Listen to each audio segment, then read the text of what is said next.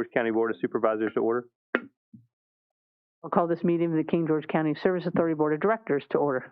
Awesome, thank you. Please join me for the invocation and the Pledge of Allegiance. Gracious Heavenly Father, we thank you for this day that you've given us. God, I thank you for each one of the people in this room, for the people that are online, Lord, for all the people around our county that work so hard to take care of our facilities, our children, our resources here. God, I pray that you'll be with us tonight as we make some decisions. Father, I pray that we have discernment and that we make these decisions for the betterment of our county, and you'll just give us wisdom as we go through this. And I pray that our conversation will be filled with grace, edifying to one another, and glorifying to you. We ask all this in your name. Amen. Pledge allegiance to the flag of the United States of America and to the republic which it stands, one nation, under God, indivisible, with liberty and justice for all.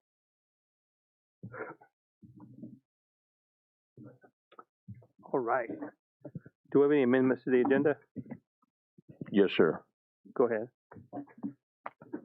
I have an item that last board meeting I voted to support the reaffirmation for the support of the Doggone Heritage Trail, and I did that to allow me to bring it back up for reconsideration tonight as a matter of procedures. And by the vote that was taken last board, I felt somewhat ambushed by it because I didn't have anything to read in advance. I didn't know what I was voting to support. I had not seen what the resolution had. And I also knew that we were down a supervisor with Supervisor Davis not being present. So I'd like to bring that back up tonight. And I'd like to make a motion that we reconsider the last vote, sir. Okay, we have a motion on the floor to reconsider the reaffirmation of the board. Yes,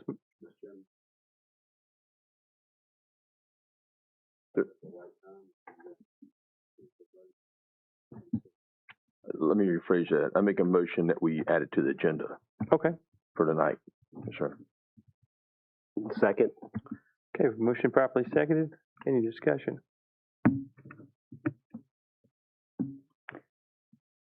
The only thing I would say is this has been voted on 3 times in the last 6 years, and it is just a letter of support. Any other discussion? All right, all in favor? Aye. Aye. All those opposed? Aye. Chair votes aye, motion carries. Okay, any other changes to the agenda? All right, we'll open the floor to public comment. Comments will be limited to 3 minutes per person in order to afford everyone an opportunity to speak. Please provide your full name and district when submitting your public comment so that it can be properly included in the public record. First up, we have Pastor Davis. Thank you. I am Pastor Davis. I vote in the Doggone district, and I'm here because I love you.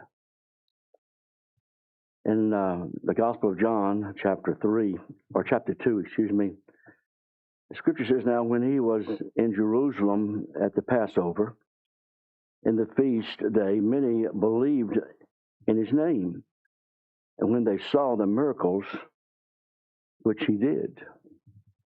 But Jesus did not commit himself unto them, because he knew all men, and it needed not that any should testify of man, for he knew what was in man.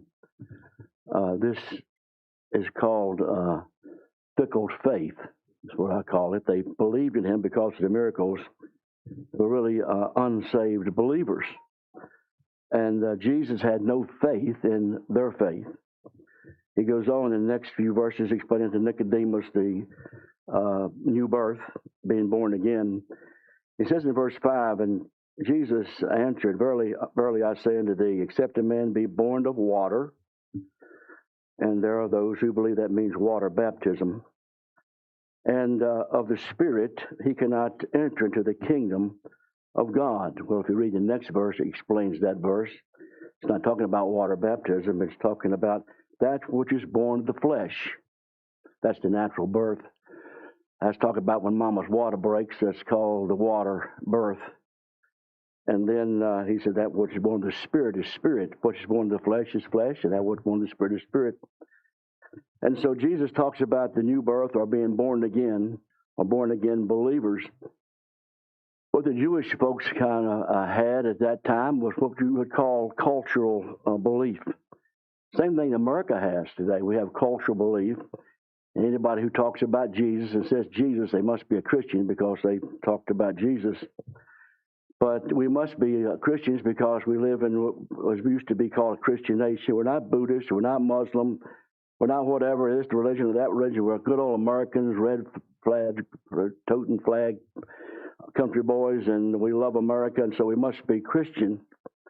But that's what people believe. That's called cultural believism. Jesus talked about born again, being born again, birthed into the family of God, a spiritual birth that takes place to be part of the family of God. Nicodemus speaks to us about the futility of religion. He speaks to us about the necessity of regeneration and the reality of the new birth. Jesus says nobody can see the kingdom of heaven. Nobody can go to heaven unless they have been birthed by the Spirit of God. Like I said last time, I believe that we are body, soul, and spirit. The body is what we see. The spirit, the soul is what we think with, and the spirit is what we listen to God with.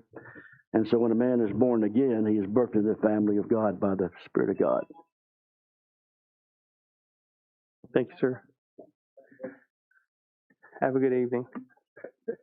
All right, that's all the people that we've got who signed up. Is there anyone in the audience who would like to make public comment? I don't know why I can't speak tonight. It's going to be a long meeting if I don't get this under control. All right, see nobody in the audience. Is there anybody who has correspondence you'd like to read out? Sure. I have some emails.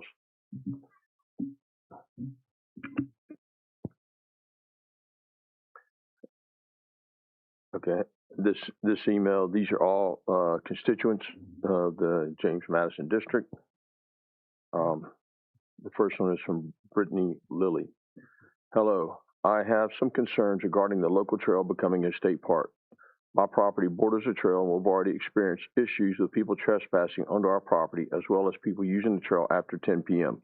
With the expected increase in visitors, I am concerned these issues could become more frequent.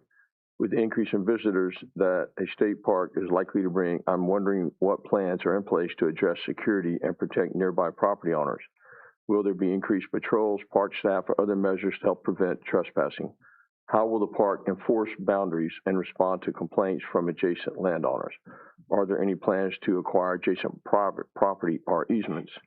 It is essential to keep adjacent property owners informed of upcoming decisions and any plans that may affect their properties. Clear, timely communication allows landowners to understand potential impacts, ask questions, and provide meaningful input before decisions are finalized. I appreciate any information you can provide. Thank you for your time and consideration. Thank you, Brittany Lilly.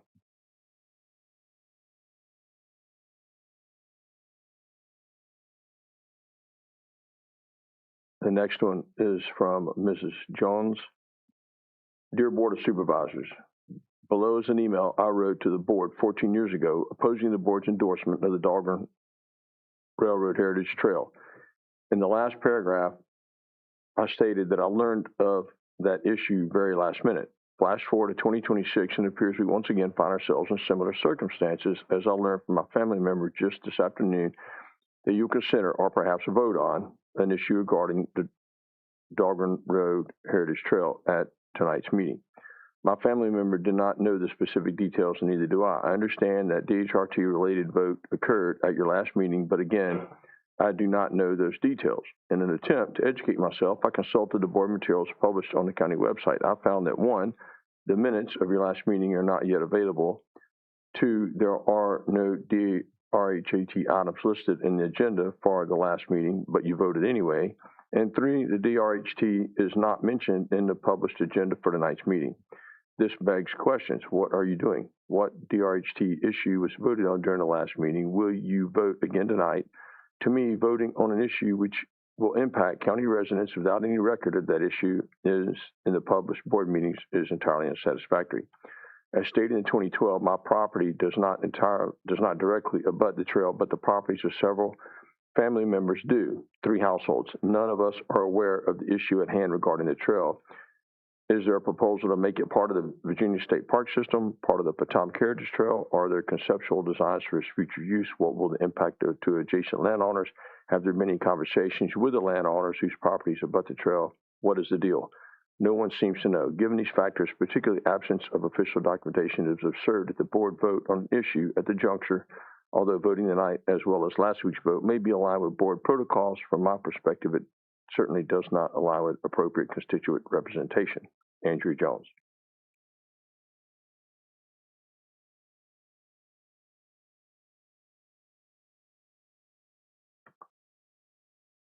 This email is from Mrs. Joy DeBernard. Dear Mr. Stroud, I apologize for missing tonight's meeting. I'm writing to address concerns regarding the potential sale of the Doggern Heritage Trail to the state. As a property owner on both sides of the trail, I believe it is essential that adjacent landowners understand the impact of this decision before it is approved. Specifically, we need clarity on the following questions. Will the state acquire portions of our property for additional parking? Will 24/7 security be provided on the trail? Will the trail be strictly closed to trespassers after hours? This sale will significantly impact local property owners, and our concerns must be considered before any final approval is made. While the current owner, Mr. Brinkley, a former Virginia State delegate and state park director who purchased the property in 2006, wishes to sell, the voices of adjacent landowners need to be included in this process. Thank you for your time and consideration. Sincerely, Joy DeBernard.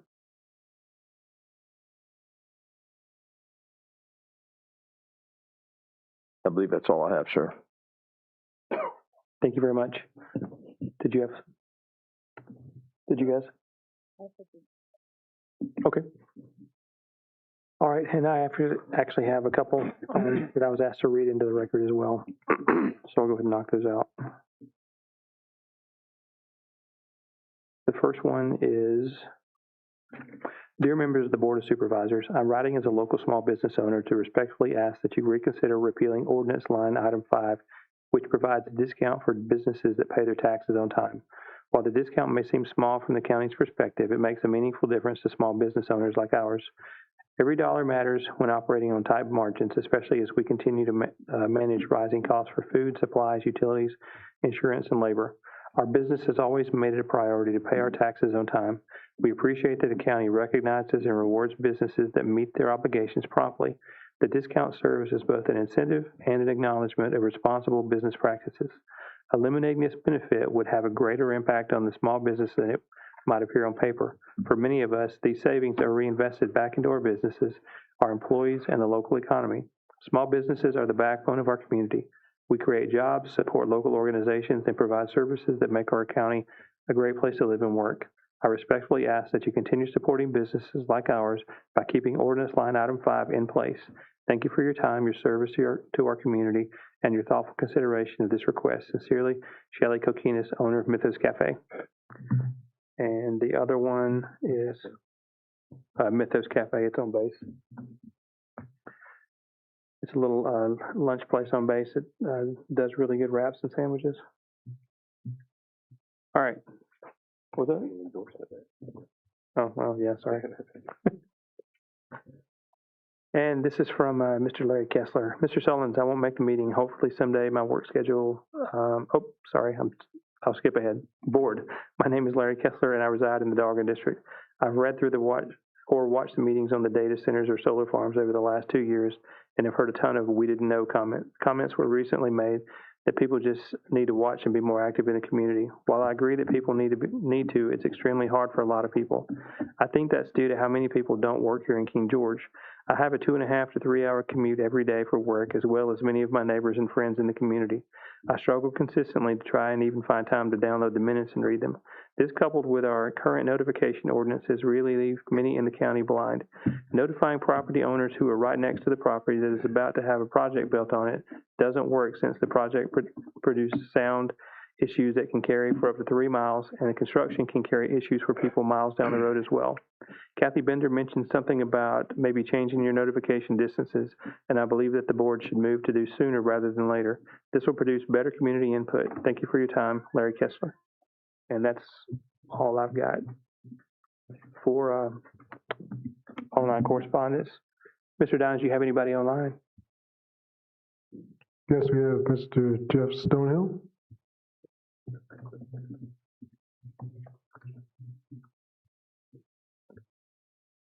Go ahead, Mr. Stonehill. Can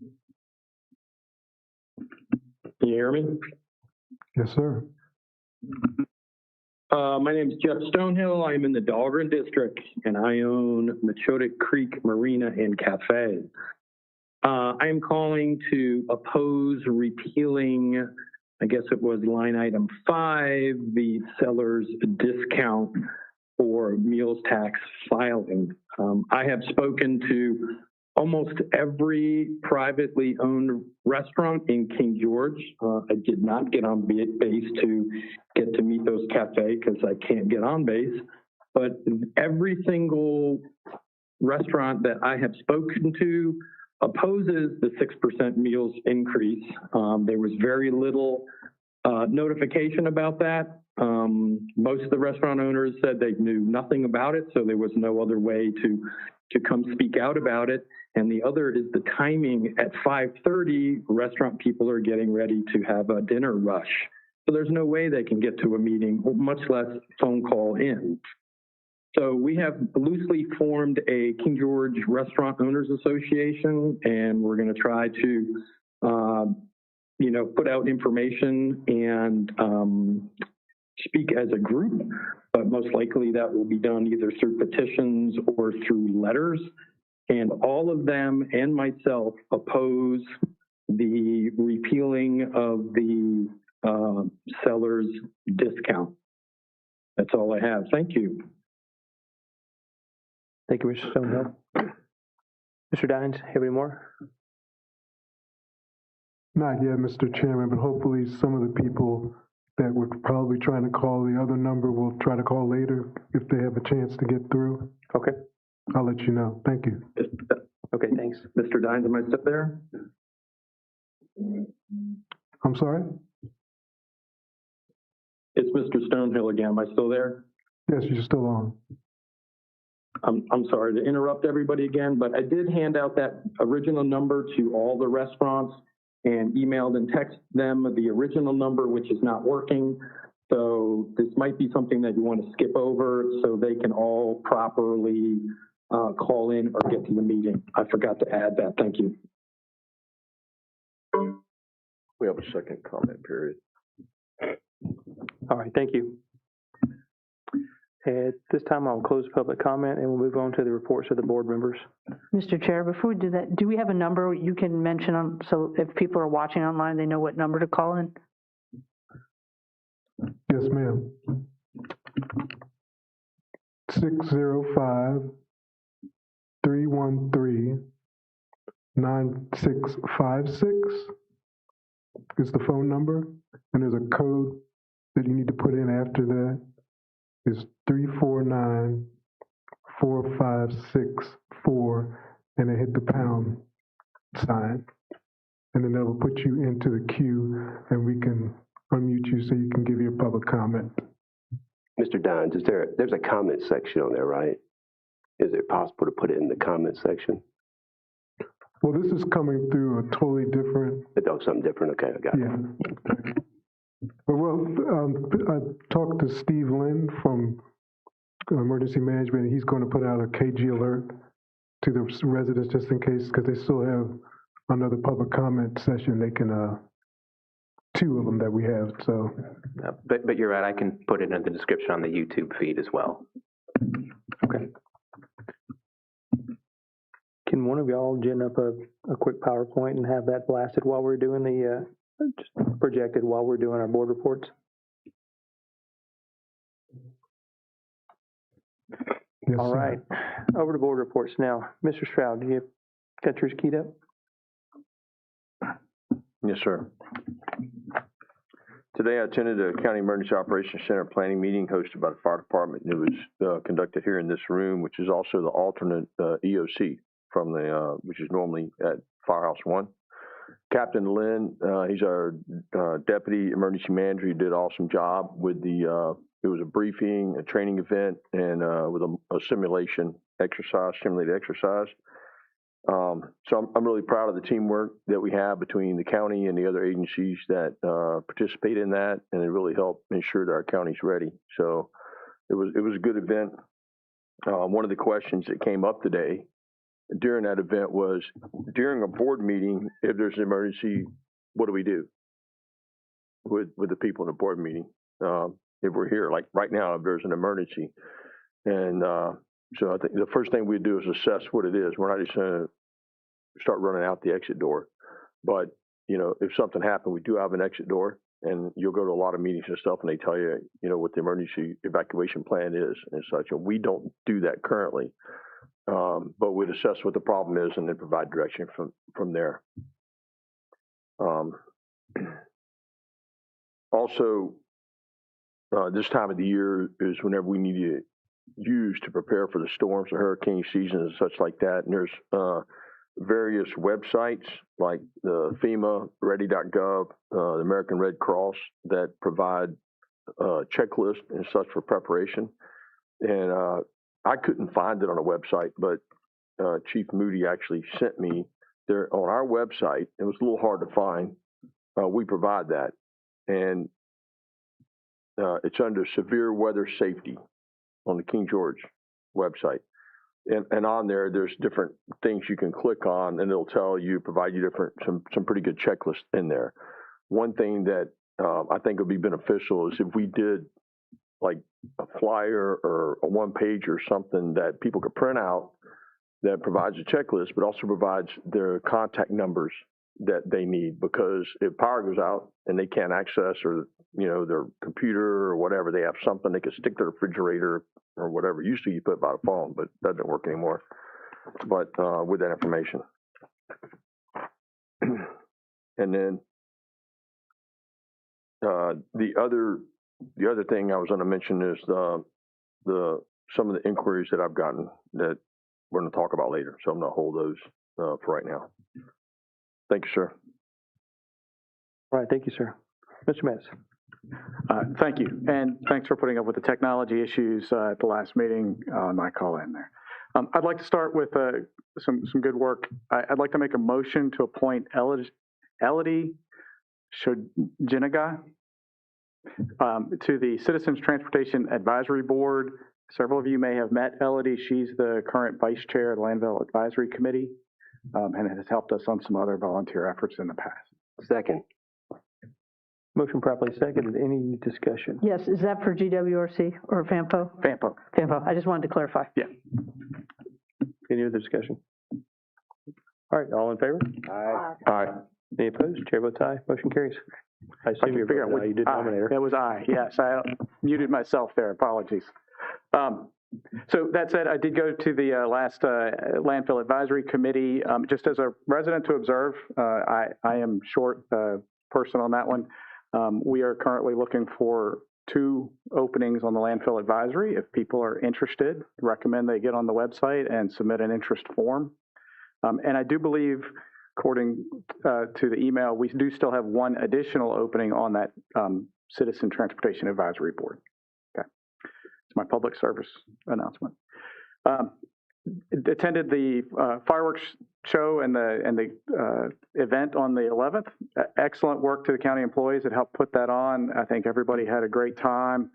I did get to talk with Congressman Vindman. He was there and spent the afternoon meeting constituents. He talks about how much he enjoys coming to King George. I thought that was good story for us.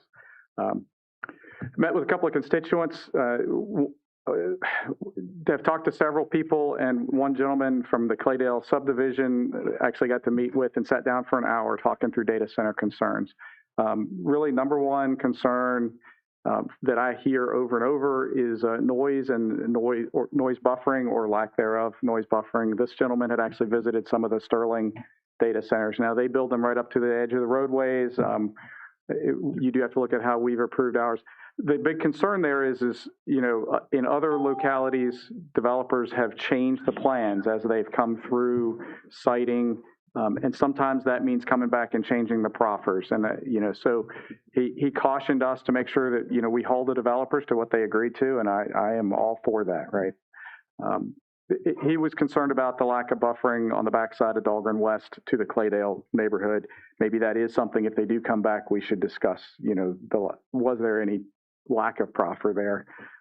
But we can go back and take a look at that if it were to ever come up. I told him, I said, I'm not interested in changing any of our agreements that we've got. I thought we had a pretty good set of proffers. There is a way of measuring noise that he brought up that is a little bit more informative for the low frequency noise that data centers can generate. Also met with a group of citizens from Fairview Beach and Potomac Landing. We covered a number of topics from taxes to security to water debt.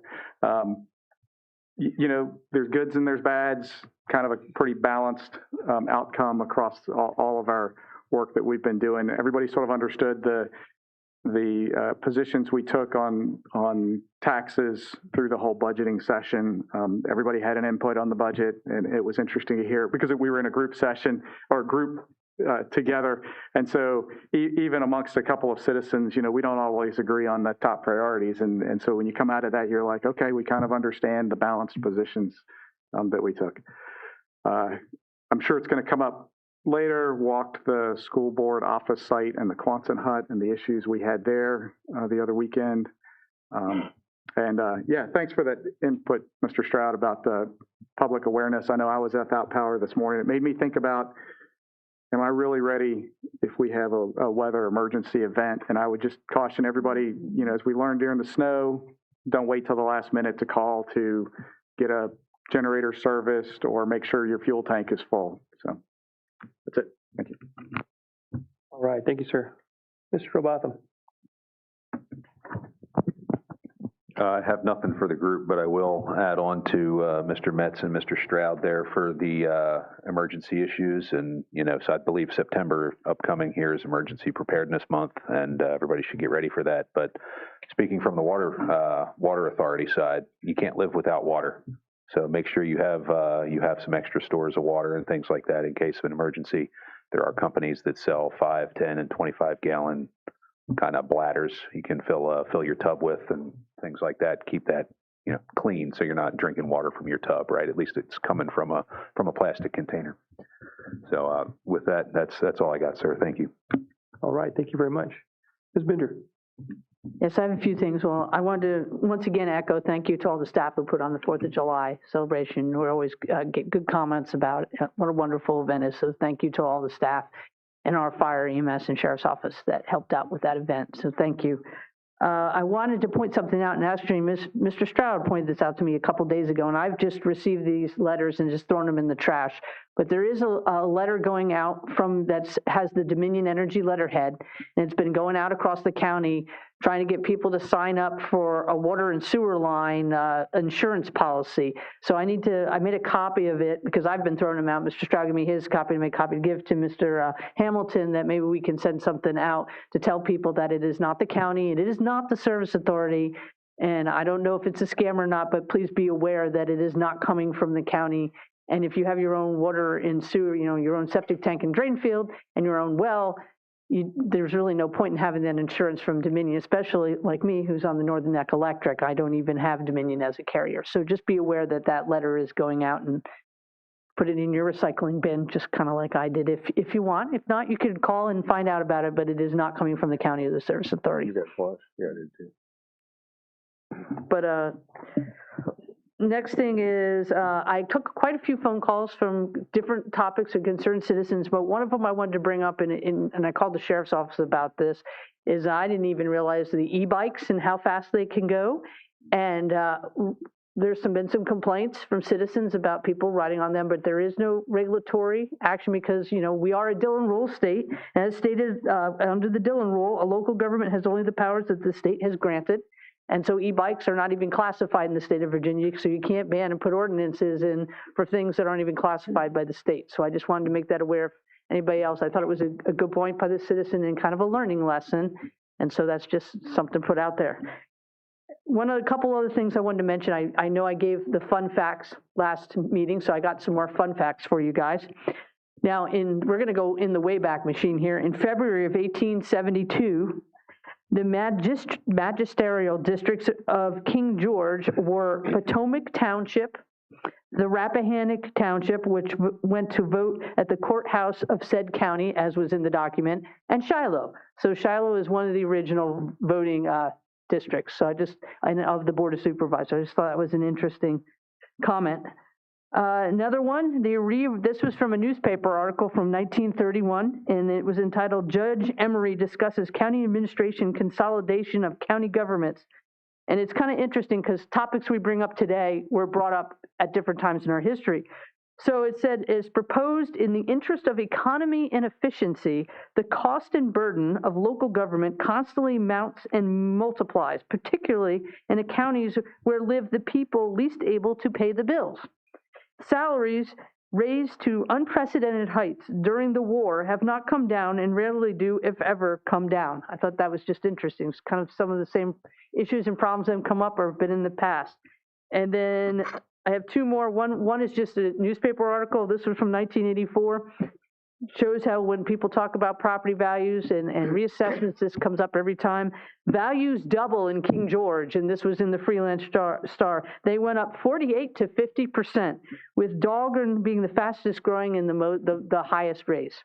And then the last, going back to our roots, America's founding, Colonel Joseph Jones, who was the uncle of James Monroe, he lived on the Rappahannock River almost near the Stafford line, and he was a member of the Committee of Safety, a delegate of the Continental Congress and Convention of 1788, and a member of the U.S. Congress. His special contribution was his fight to have Virginia relinquish her northwestern territorial claims to the United States. So I don't know, in some eyes he might be a villain, some eyes he might be a hero, but that's just one of our, founding fathers. So that's all I have. Thank you. Thank you. And I believe I remember reading in some of the earliest minutes that they also debated data centers and solar farms back in the day. Mr. Davis. Thank you, Mr. Chair. First, I just thank everyone for being here. Second, I'd like to apologize for my own self not being here last week. It was probably the first time in my life I ever experienced what migraines were, and I had them for about 5 days. So if you suffer from migraines, I know people that do all the time, I feel for you. I was sucking down BC powder, but even that wasn't even helping me. Usually it does the trick. But I apologize for that, and I apologize, and I appreciate the patience. And sorry I missed some of this stuff. Thank you again for being here. A couple things that came up to me, and I was hoping I'd heard some people from the school board might be here tonight. I haven't seen anyone, but I had told some constituents I'd talk about this. I've had several complaints about certain areas that belong to the taxpayers being shut down to them. One of those being Potomac Elementary Park, their playground there. It's for some reason all the other playgrounds from all the other schools are open for people to visit and go to anytime they want to go to them. But for some reason, they lock the gate at Potomac, and I get parents sending me emails and called me over the past couple years going, why is this happening? What's going on? How come I just want to take my kid over to the playground? So I'd like to see some of those things being accessible to everybody. The other thing that I get a lot of comments about, and this goes back to when I coached middle school football team, when they went to go put a new track in, they decided that we weren't allowed to practice anymore on the football field. And I went to a school board meeting back then, and Mr. Collins was the chair, and I didn't know him. But I went there, and I was like, since 1967, this piece of property right here was designated for football. And all of a sudden, you're telling me that I got to go practice over here, and I got to take all this equipment all the way out to the baseball field, and with 35 kids with 2 coaches, take it all the way back. So, of course, there's just disciplinary things that happened in that, and they ended up going, okay, fine, you get to go use it. But it used to also be here, and the track was a totally different surface back then, but the track was opened up to the public just like everything else. Our tennis courts at the high school are open for tennis, pickleball, soccer fields. Things are open for all the constituents that they pay for these items. They take care of these items, but for some reason we'll look at them and say, you're not allowed to be on the surface. And so I think that there's ways that we can do to work with our community as far as, and it used to be, if you grew up in King George, if you went to the track where if the middle school used to be the old high school, there could be 40 or 50 people out there. You'd see 3 or 4 moms walking together. You'd see their kids playing in the middle. You would see all, people running. Kids would come up from college and they would, that were stars at our school, and they would be running on the track. And it was just full of people all the time. And then, that decision back then wasn't made by a board to not allow the football team to practice on the field because of the track. It was just made by the superintendent at the time. So he wasn't real happy with me. He's no longer here. When I went against him and just said, why are you doing this without any input from the public? And, Ms. Bender and myself, and we're always talking about input from the public and what does the public, think about these issues. And I'd like to see it. And people are like, well, it might get torn up. It might, but the taxpayers are the ones who pay for this thing. And it's the schools and everything that we own belongs to them. It's theirs. The people, the courthouse is the people's building, right? And so I'd like to maybe, I just want to put this on record. I told people I would, and just to talk about it and say, what can we do? And hopefully the school board listens out. And that's why I bring it up, to open up some of these things to people to use. Maybe it's not all the time, but maybe there's days of the week, whatever we do. But I think our constituents should be able to enjoy the things that we have here and the things that they pay for just a little bit. And that's all I have to say. All right, thank you, sir. And for me, I'll just keep it quick. Just thanks everybody for showing up tonight. Thanks for the folks that are online and joining us. And want to bring it up that our next meeting is supposed to be on the 4th of August. That is an election night. Traditionally, we have tried to avoid having meetings overlaid with major events like graduations and elections and whatnot.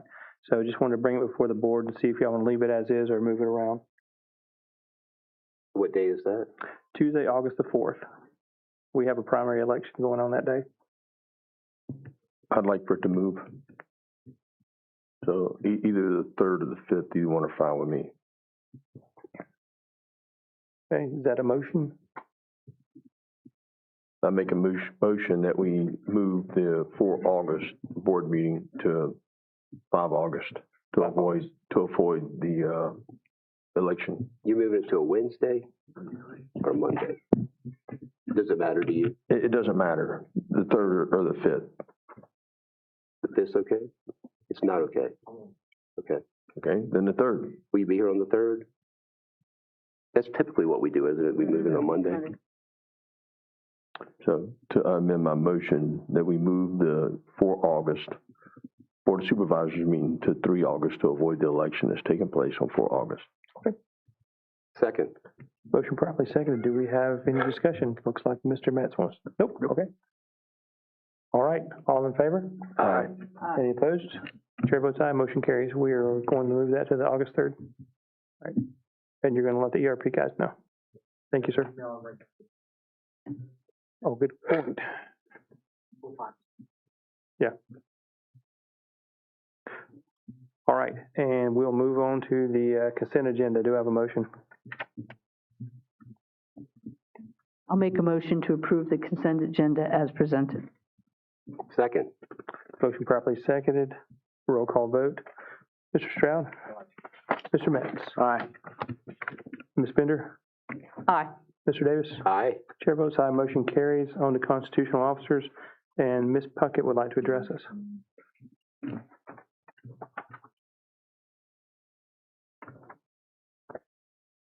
Good evening, Mr. Chairman, members of the board. I'm here to request a public hearing for land use concerning the annual revalidation. And this is something that Mr. Stroud had brought up to my attention. King George County maintains a land use program which allows our locality to assess qualifying agriculture, horticulture, and forest lands based on their use value rather than their fair market value. The primary goal is to provide a property tax relief to landowners, incentivizing them to preserve rural lands and continue farming rather than selling for commercial development. To qualify for this program, you must have a certain amount of acreage. Agricultural and horticultural requires a minimum of 5 acres. You must produce a product utilizing the 5 acres, such as hay, corn, soybeans, wheat, etc. Cattle, horses, chickens, and other animals are also considered qualifiers. Landowners may also qualify if they participate in the Conservation Reserve Program, or CRP, by working with the local USDA Farm Service Agency, FSA, and the Natural Resources Conservation Service, NRSCS. If you have a house on the property, you're required to have a minimum of 6 acres, 1 acre for the home site, and 5 qualifying acres. Forestry requires a minimum of 20 acres. If you have a house site, you must have 21, 1 acre for the home site and 20 qualifying acres. You'll need a forestry plan. You can obtain a customized forestry plan, also known as a forest management or stewardship plan, by contacting the professional forester at Virginia Department of Forestry, VDOF, or you may work with the Commissioner of Revenue Office to create a forestry plan. Each year, my office spends many hours preparing land use applications for mailing. Our current ordinance is based on an annual revalidation of land use applications.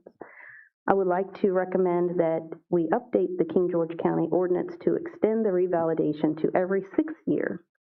Under the Virginia State Code 58.1-3234, we impose a revalidation fee every 6 years. So the 6-year extension of the revalidation applications will coincide with the state code regarding the fee. This change creates a saving and printing costs for ink, paper, envelopes, and postage, as well as staff hours to include preparing and filing the returned applications. Currently, we have around 1,200 land use applications. The estimated total hours currently put into land use is around 960 hours. This change also benefits the landowners, as we have had several requests to change the annual filings. Thank you. All right, thank you. Go ahead. Well, I don't want to make a motion that we vote on tonight, but I'd like to have it on the agenda for, our future meetings. Go ahead. Do you want me to draft an ordinance to bring for your consideration with that regard? Yes, please, that'd be great. I'll take care of that. Thank you. Thank you. All right, are there other constitutional officers who'd like to address the board tonight? All right, we will move on to the Board of Directors consent agenda. Thank you very much. Can I have a motion for the consent agenda of the Service Authority Board of Directors? I make a motion to approve the consent agenda as it presented. Second. I have a motion properly seconded. Any further discussion? By roll call vote, Mr. Metz? Aye. Mr. Solons? Aye. Mr. Davis? Aye. Mr. Robotham? Aye. Chair votes aye, motion carries. Next up, we have Imboden's monthly report. Mr. Mark Imboden. Good evening. I almost said good morning, but good evening, Board of Directors. Good to be with you tonight. You guys have been issued a report that we give on a monthly basis. Nothing really to bring to you guys' attention other than a few things. We have the Canterbury interconnection, and then we also are going to be hopefully decommissioning Perkins here soon and diverting all flow from the Perkins wastewater treatment plant over to Hop Yard. Bryce and some other members of my staff and Dan have been working diligently on this, and it's an exciting time. We'll be decommissioning Perkins. I will also note that as far as wastewater treatment and plant performance goes, all treatment plants met all their permit effluent limits for the general VEPTES permit. There's always ongoing issues with the Dahlgren facility meeting its nutrient limits, but that is being addressed actively currently right now. For the month of June, for the Dahlgren facility, we had Bowman Engineering out there doing an assessment of the EQ basin.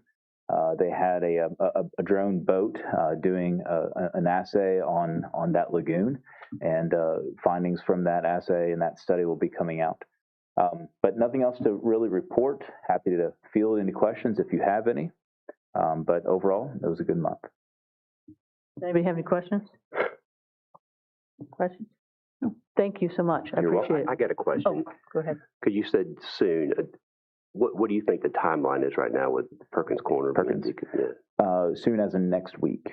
Okay. We'll be working through that. Because soon in government could be next year, you understand? Very true. So I've learned Very that. true. But we have no Valid choice. question. It has to be Valid done by November 1st. That's right. Yep. Right. The process will be starting. Okay, good. That's all. Thank you. It is correct. It is a little detailed of a process, and It is very detailed, and it's a systematic approach. We can't just shut a valve and send 100% of the flow. There's tank drainings. There's decommissioning of the actual treatment plant. There's a systematic process that our operations team, in conjunction with the King George County Service Authority maintenance people and the county's engineer and the general manager Dan, we're working through a process. But the process has been initiated and will be starting likely next week. Is there going to be any effect to the constituents that are connected to that right now?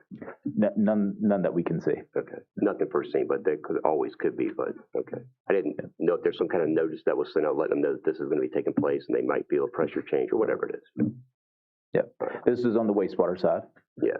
So yeah, they won't see anything at the faucet. No change in water quality. Okay. Thank you. Yeah. And then one other thing I want to clarify for the public, this is all with regulators involved and there's testing and all that. So yes. There is a process that you have to follow. Yeah, there's proper oversight by state regulation. And then this has to be done because of our ARPA grant by November 1st. So that's part of the problem. Thank you very much. You got it. Not a problem. Thank you all. Take care. All right, next up, we have our discussion and ratification of the no-cost change order for Hop Yard wastewater upgrades. Mr. Hamilton? All right, good evening, folks. I emailed this afternoon a copy of the board report as well as a copy of this change order. I did not send this out earlier and include a link to it or a hyperlink. I wasn't under the impression that was necessary. In fact, this was a no-cost change order. It was related to the work at the Hop Yard wastewater treatment plant upgrade / Perkins Corner decommissioning project. There was some fittings identified that were failing in the existing plant equipment some months ago, and we received basically a quote to repair and replace that item, and it made sense to do that now while we had the plant kind of under construction. The exact costs, forgive me for 1 second, I didn't have that piece of paper in front of me. Here we go. $13,189.75. We received a recommendation from the consulting engineers at RK&K that we use contingency money that was unspent to fund that change order.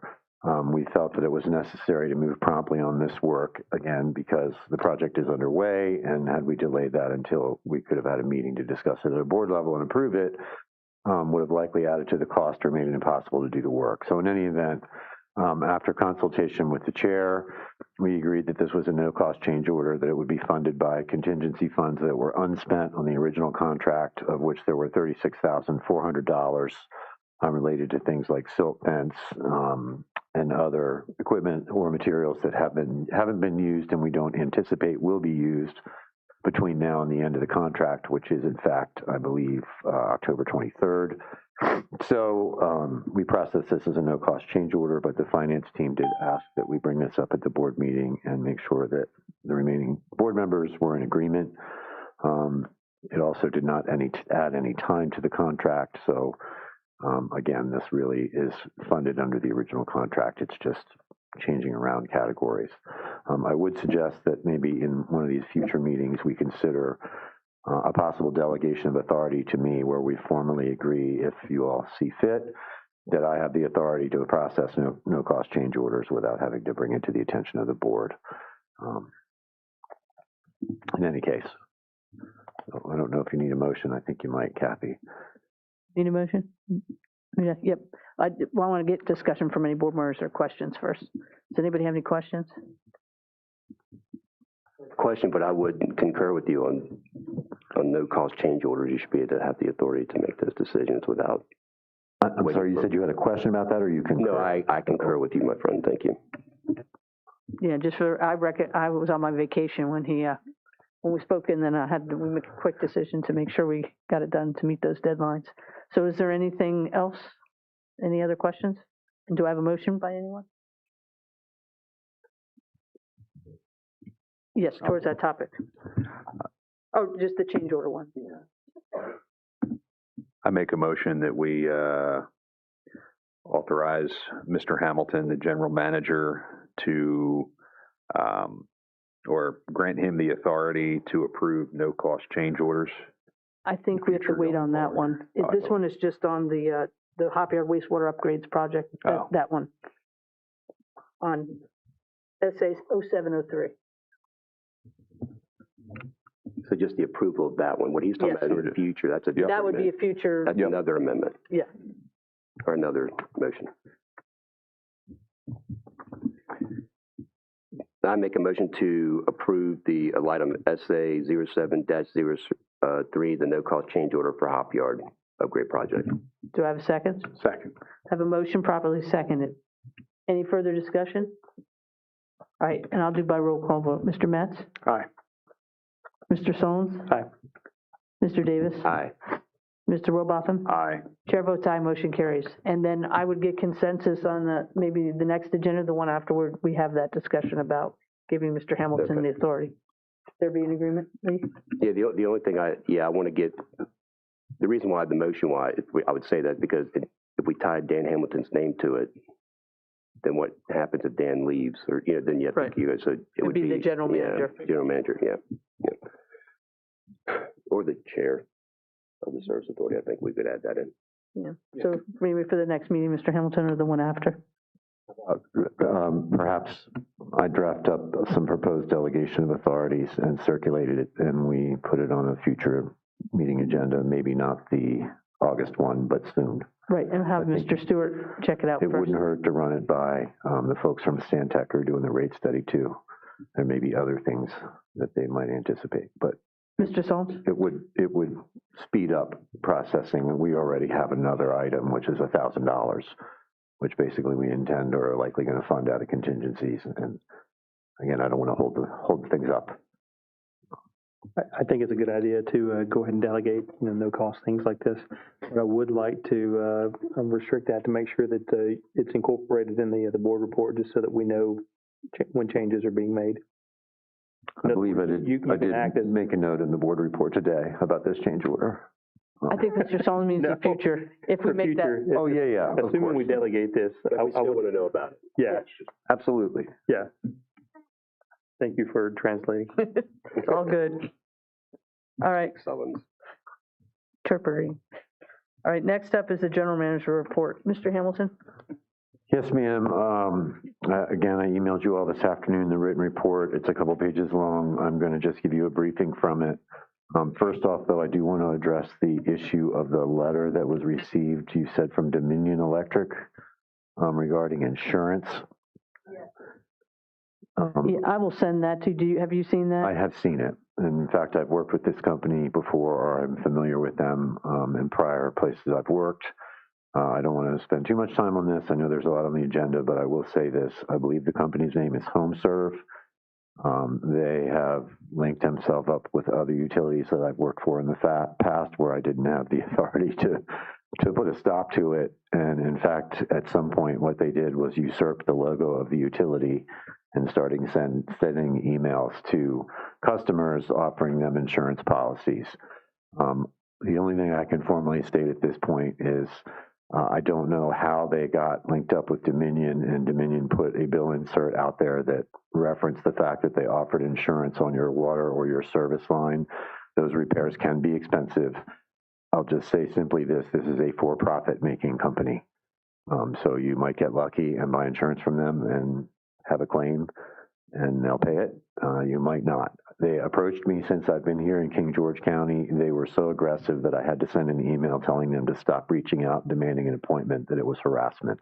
And I've never heard from them since. And then they found Dominion. So I'm sorry that's happening, and I'd be happy to talk to anybody about it. Feel free to contact me. I don't mean to disparage them, but I'm very suspicious of the way they do business. They claim to be linked up with the state of Virginia and the Virginia Rural Water Authority and other things, and I think it's deceptive. In any case, as far as my report goes, I'll be brief. I do want to point out Patty Norris Baker, who's our executive administrative assistant, has been with the Service Authority, I believe, formally for 32 years, which is almost the entire time the Service Authority has existed. She will be retiring at the end of next week, at the end of July. And her retirement celebration is scheduled for next Wednesday, the 29th at 3 o'clock. We've been able to make arrangements, thankfully, with the county Parks and Recs Department, the community center meeting room, and we would welcome anybody that would like to come and attend and congratulate Patty on a well-earned retirement, I'm sure, and thank her for her service. Again, that would be next Wednesday, July 29th at 3 o'clock. There will be some light refreshments. We have no idea how many people might attend, so I can't guarantee there'll be dinner for everybody, but there'll be some food and a big cake and some cheers to Patty. And I personally want to commend her for that kind of commitment. She has an extraordinary amount of institutional knowledge, which I wouldn't have expected. The kinds of things she understands from an administrative assistant point of view is remarkable for somebody that hasn't spent a lot of time in the field. In any case, moving on, we did submit ARPA reimbursements for the second quarter to both DEQ and Department of Health. Those are being processed. There are 2 position postings on the board right now. The pump truck operator one, we're going to be conducting interviews, I'm hopeful, by the end of next week. We've experienced some delay there related to other issues. We've also posted the executive administrative assistant position, and within a week we got 17 applications, so I'm not sure who it was from Human Resources, or maybe it was Mr. Smolnick, who told me there would be a lot of interest in positions like that, but I'm expecting to schedule interviews within the next 2 weeks. As I've been reviewing those resumes already, there will be an additional posting for maintenance positions. As far as the engineering projects or engineering construction projects, Mr. Bowden already mentioned the progress at the Hop Yard wastewater treatment plant upgrade / Perkins Corner decommissioning project. We are coming very close to the end of that. However, we're probably only about 80 to 85% done. The decommissioning portion of it, in which we will be changing the direction of flow in the sewage system, is going to begin happening next week. And in fact, the first properties that it's going to impact, and customers will not notice this, are the buildings across the street. The sewer service that feeds or collects sewage from the courthouse and the animal control building has to be redirected in order to make all of this work. Once the work we begin next week happens, almost all of the flow will go to Hop Yard, and as Mr. Bowden pointed out, if we were to just simply one day send it all there, it would overwhelm that plant. So we're having to do that in phases, and we're beginning that process. But we're becoming very close to the point where we can stop flow to the Perkins Corner wastewater plant, which is the ultimate goal of that consent order, which I believe the deadline for the consent order itself is January 1, 2027. In order to get reimbursed for all of this, the work has to be completed and paid for by November 1, i.e. the reason to be pushing through no-cost change orders and keeping progress happening out there quickly. The water main and force main project is basically 99% complete. The folks from WC Spratt have done an outstanding job. We added in a couple of small things at the end of the contract, including some state highway entrances and a few other things. Those are going to be completed in the next couple of weeks, and I anticipate probably by the time we have the August meeting, we'll be able to say that job is done. Doesn't mean all the money will be processed, but it's essentially done. The Arnold's Corner pump station project, we were having trouble with the contractor, Mr. Davis. I know you had asked about that. We were able to get them back out on site. They have made some significant progress. They're supposed to be done by the end of this month. I don't know that that's going to happen. It's not going to severely impact us if it's not, but it is a contract, and there was a contract term, and they're approaching the end of it. Other than that, I feel obligated to at least bring up the fact that over the 4th of July weekend, or a few days before the 4th of July, we did have a fairly serious water leak over in the Owens system, which serves 38 customers down near Dahlgren. And unfortunately, the location of that leak was one where it surfaced in the roadway and where the actual leak was separated by over 1,000 feet of abandoned pipe that no one knew existed. And therefore, the water, when it was leaking out of the pipe that actually burst, was showing up 1,000 feet away. After a tough couple of days and a lot of help from Bowden and some other folks, we were able to get it fixed. But due to the outage, we had to issue a boil water advisory that was required by the Department of Health. We did deliver bottled water to the 38 customers that were impacted by this and hand-delivered notices to each home, and we were able to withdraw that advisory the following Monday after some lab tests to make sure that everything was correct. That's unfortunate, but we were erring on the side of caution. We do not take anybody's health lightly. Obviously, water is necessary for life, as somebody said early on. Other than that, I think that's probably the worst of it. There is a meeting tomorrow with Chair Bender and myself and in Bowdoin and the Department of Environmental Quality to discuss our water withdrawal permit applications.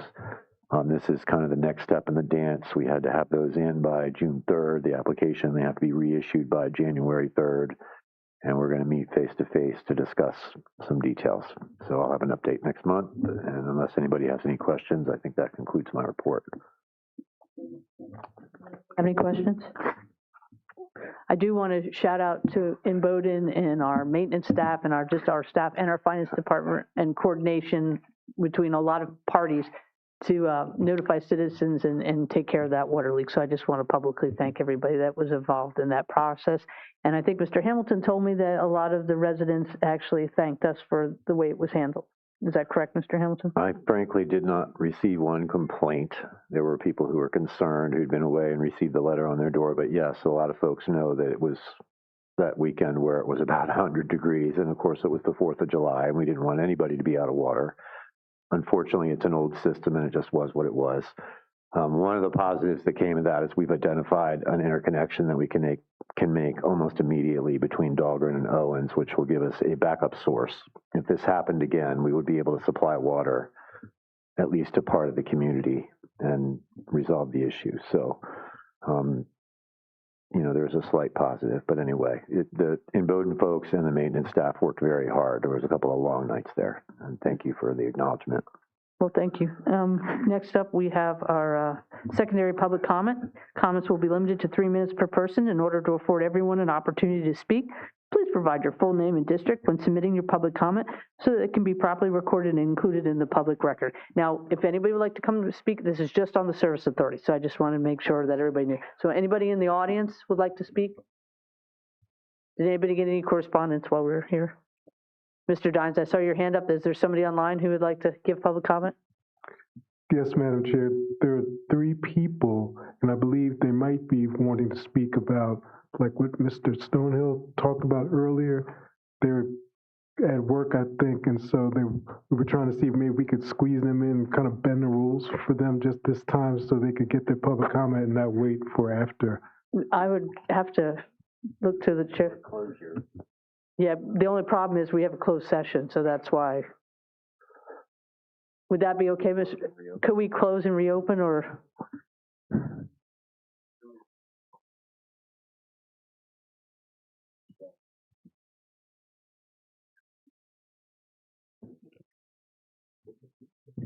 I believe that's for the public hearing, but the board has discretion to do that if you want to. I don't mind closing, then bringing back just for our closed session. And Mr. Sorensen, what do you think about that? So they could give public comment, especially if their businesses are, this is the only time they can speak. Sure.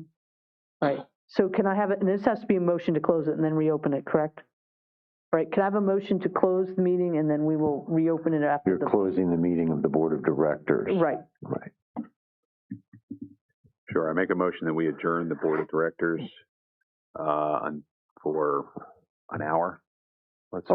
How about just give a time frame so they can speak? It's only 10 minutes, I guess, but 5 minutes. 5 minutes. Okay, for 5 minutes, and we'll reconvene. Well, if you have 3 people that need 3 minutes, so 15 minutes. Yeah, we'll go 15. 15 minutes, and we'll reconvene at 7:10.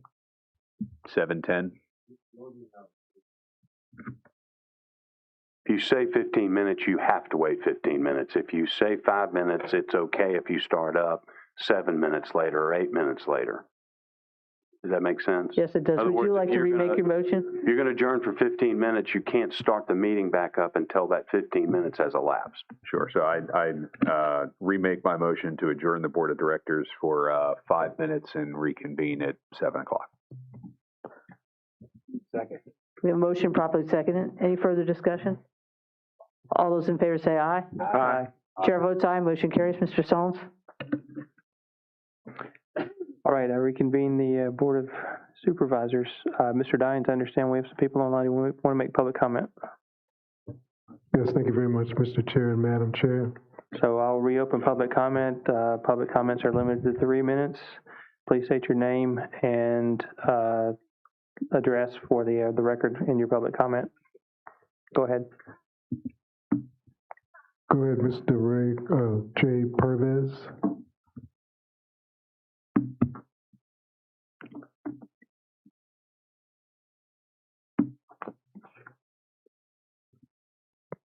Mr. Pervez, are you still there?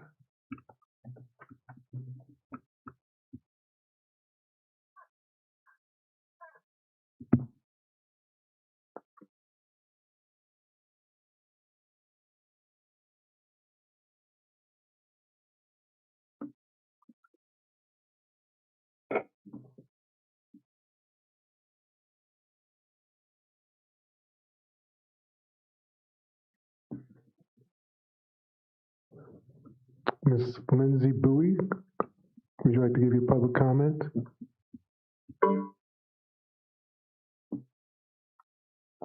She does that. Yeah, she hung up. Okay, I think she hung up. The only one left now is still Mr. J. Pervez. Are you still there, Mr. Pervez?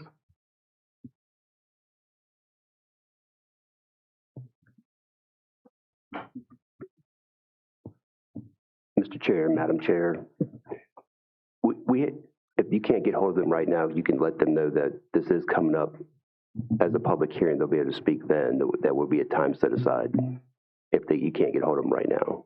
If they can't, then I understand.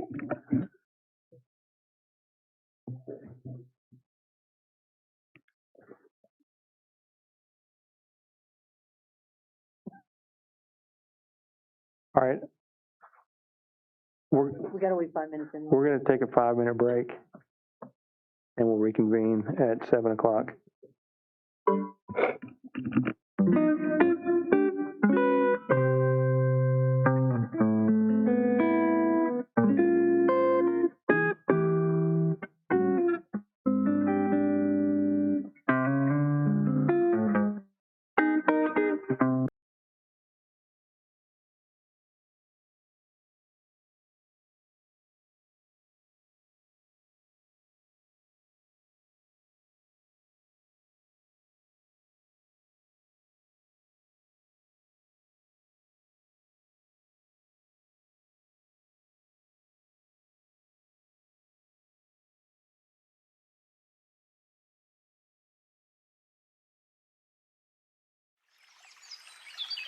Imagine waking up to the sounds of nature.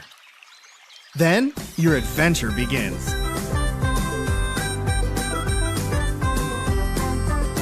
Explore the banks of the Potomac. Experience the bounties of the Rappahannock.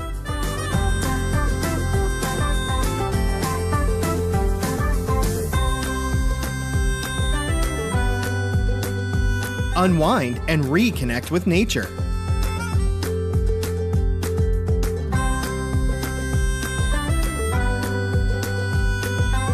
Uncover stories of innovation and transformation.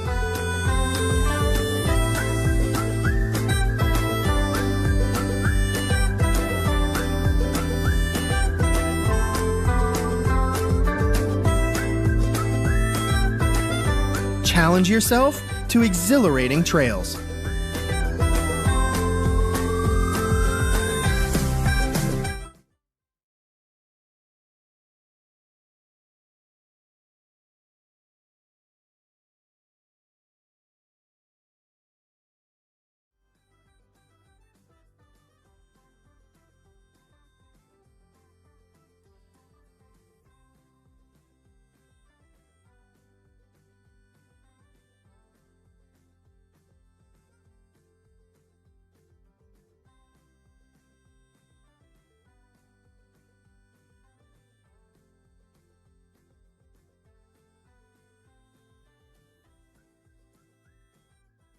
nature, history, trails. Find it all between the rivers.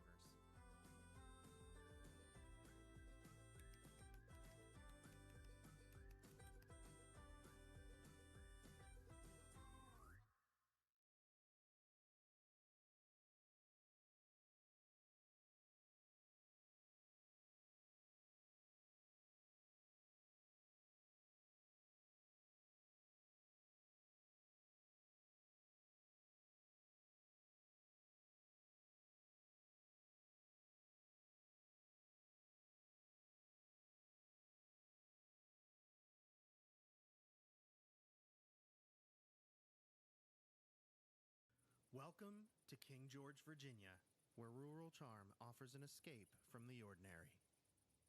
Enjoy the charisma of a local coffee shop and delight in authentic diner classics. Sip and sample the many flavors of the farmers market. Snack on locally grown produce at a farm store. If you share, you may just make new friends. Discover hidden treasure. And spark a new passion along the way. Expand your palate with global flavors made from local ingredients. Gear up to reel in your own big catch. Or indulge in fresh river bounties without the wait. Kick back and relax with a crisp cider or a refreshing Riesling. Enjoy great company over a superb glass of wine. And refresh yourself with a chilling slushie. Recharge with the perfect slice. Experience new events and meet new people. Unwind with the coldest draft on tap. Breathe in the country air and raise a glass to unforgettable moments in King George County. Eat, drink, shop. Enjoy it all between the rivers.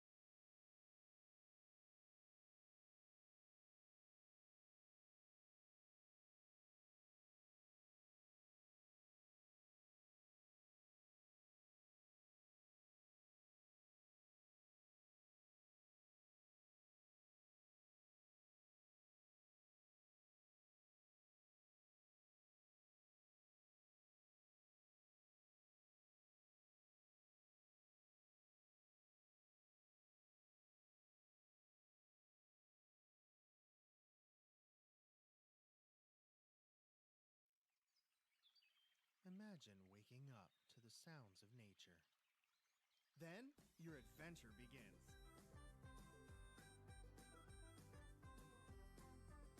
Explore the banks of the Potomac. Experience the bounties of the Rappahannock.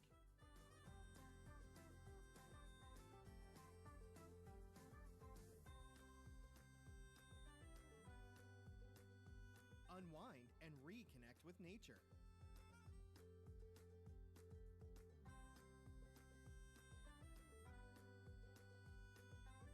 Uncover stories of innovation and transformation.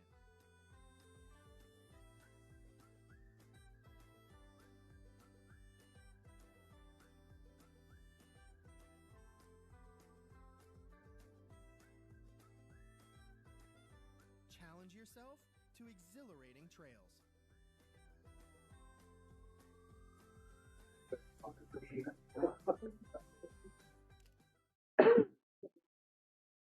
Mr. Dines, did they have any success getting back on the phone?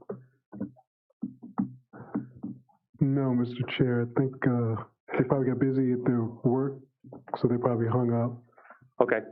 We do have a second.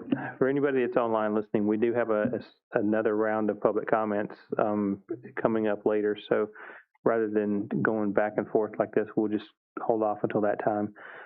At this time, I will reclose the Board of Supervisors and hand it back over to Ms. Bender for the Board of Directors. Well, thank you.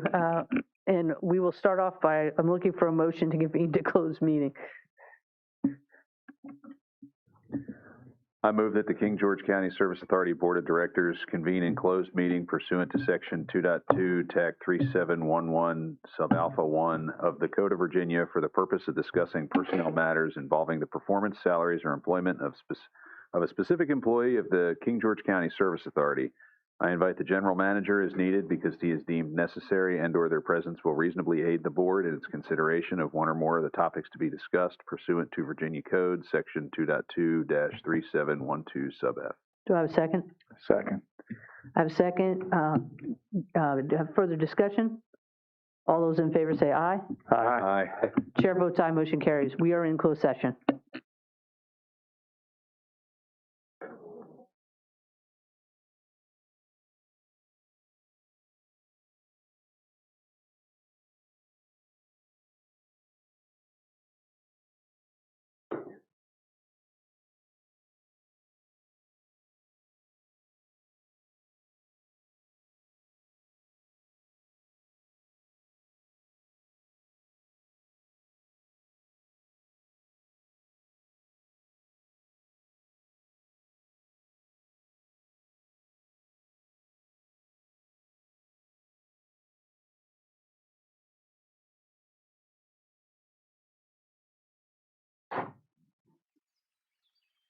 Imagine waking up to the sounds of nature. Then your adventure begins.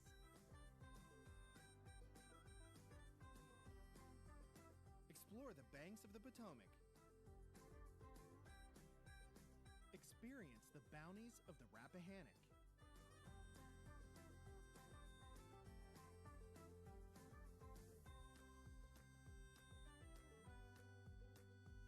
Unwind and reconnect with nature.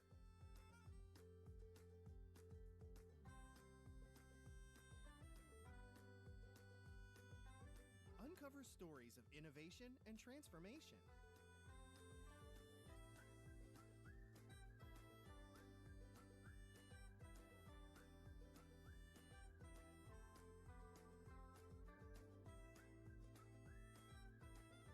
Challenge yourself to exhilarating trails.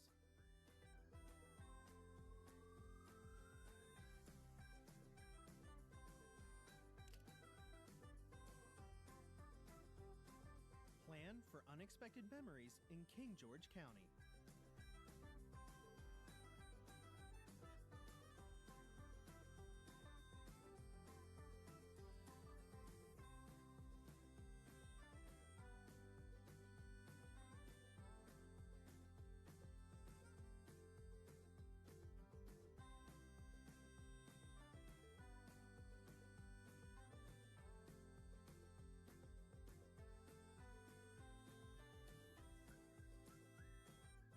Nature, history, trails. Find it all between the rivers.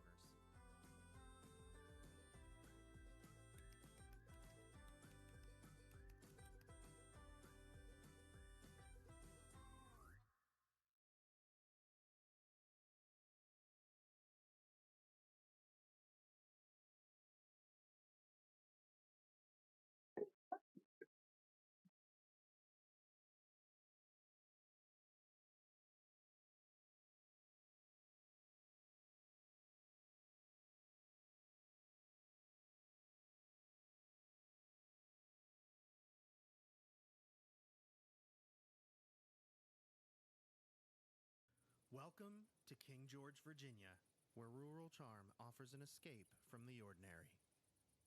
Enjoy the charisma of a local coffee shop and delight in authentic diner classics. Sip and sample the many flavors of the farmer's market. Snack on locally grown produce at a farm store. If you share, you may just make new friends. Discover hidden treasure. And spark a new passion along the way. Expand your palate with global flavors made from local ingredients. Gear up to reel in your own big catch. Or indulge in fresh river bounties without the wait. Kick back and relax with a crisp cider or a refreshing Riesling. Enjoy great company over a superb glass of wine. And refresh yourself with a chilling slushie. Recharge with the perfect slice. Experience new events and meet new people. Unwind with the coldest draft on tap. Breathe in the country air and raise a glass to unforgettable moments in King George County. Eat, drink, shop. Enjoy it all between the rivers.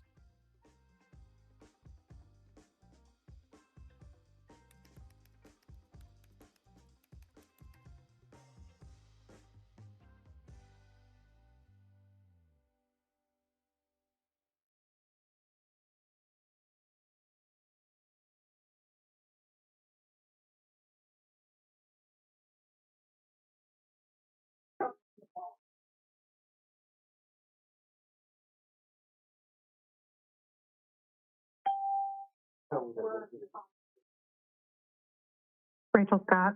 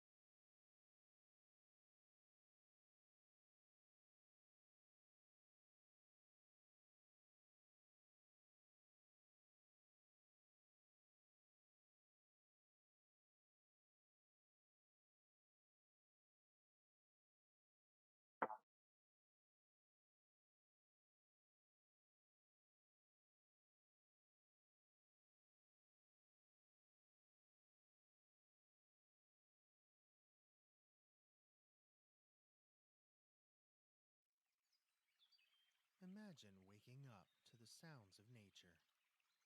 Then your adventure begins. Explore the banks of the Potomac. Experience the bounties of the Rappahannock.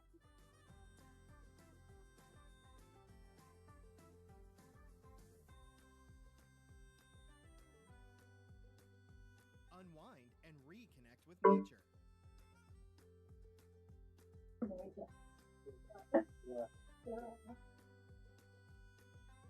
Uncover stories of innovation and transformation.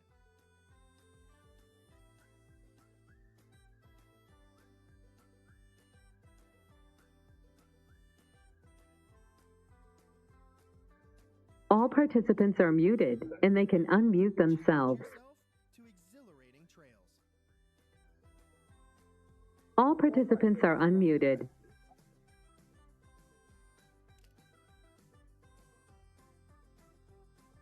Plan for unexpected memories in King George County.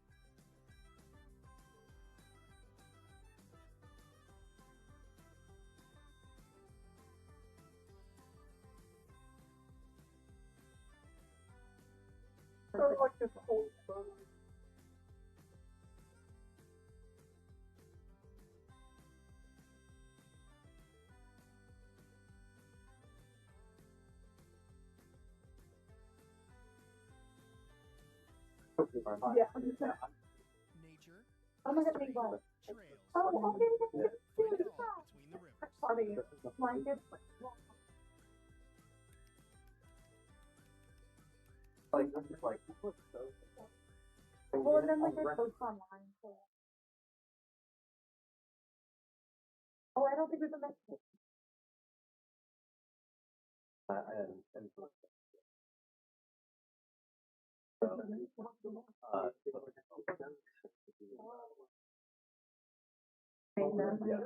Jared made the other one.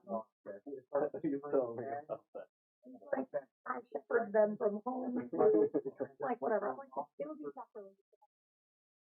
But that's very cool. Welcome to King George, Virginia, where rural George offers an escape from the ordinary. Enjoy the charisma of a local coffee shop and delight in authentic diner classics. Sip and sample the many flavors of the farmer's market. Snack on locally grown produce at a farm store. If you share, you may just make new friends. Discover hidden treasure. And spark a new passion along the way. Expand your palate with global flavors made from local ingredients. Gear up to reel in your own big catch. Or indulge in fresh river bounties without the wait. Kick back and relax with a crisp cider or a refreshing Riesling. Enjoy great company over a superb glass of wine. Before you know, you're gonna have a whole group running around like a gift. But I'm like, I have one Recharge with the perfect on slice. Arrow. Then we'll talk Experience new first. events and meet new people. Unwind with the coldest draft on tap. Breathe in the country air and raise a glass to unforgettable moments in King George County. Eat, drink, shop. Enjoy it all between the rivers. The longer heard about it too. Sorry, not that. But I mean, it's a good hobby. Oh no. Yeah, I do sell my little power to be. We like it. My oldest son is just a little bit of good butter on it. Yeah, that's one of my go-to breakfasts.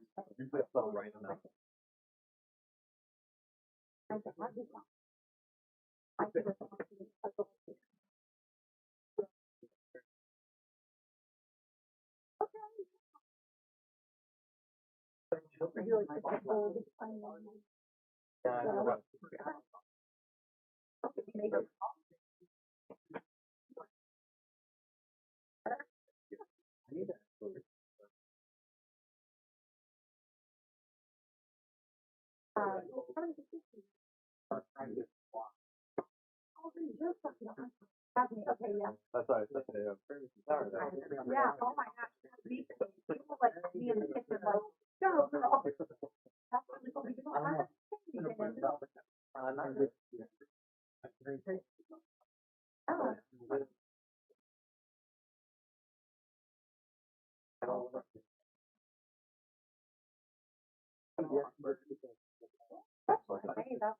It's more like.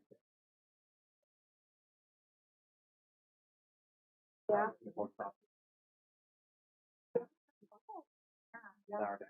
You gotta have the first person, breath, and so that's okay. I can help. Imagine waking up to the sounds of nature. Then your adventure begins.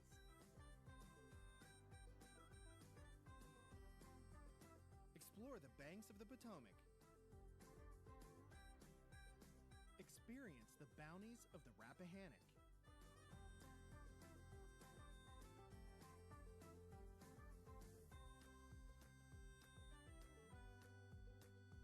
Unwind and reconnect with nature.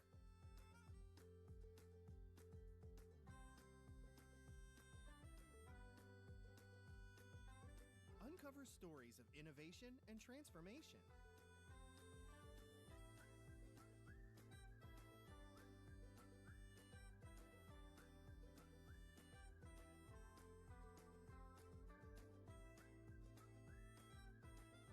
Challenge yourself to exhilarating trails.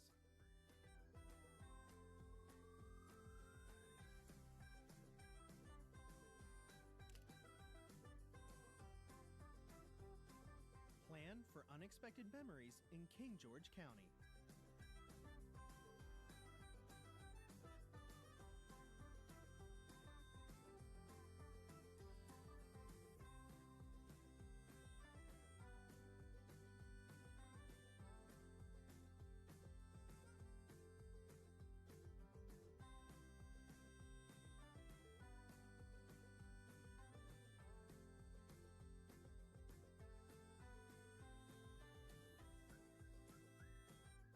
Nature, history, trails. Find it all between the rivers.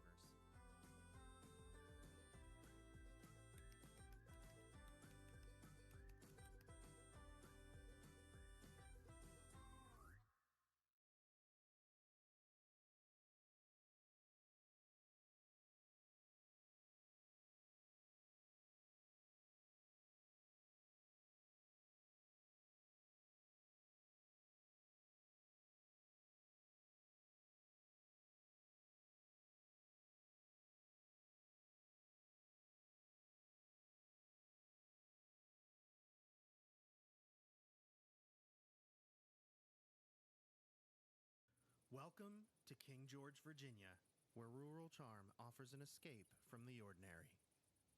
Enjoy the charisma of a local coffee shop and delight in authentic diner classics.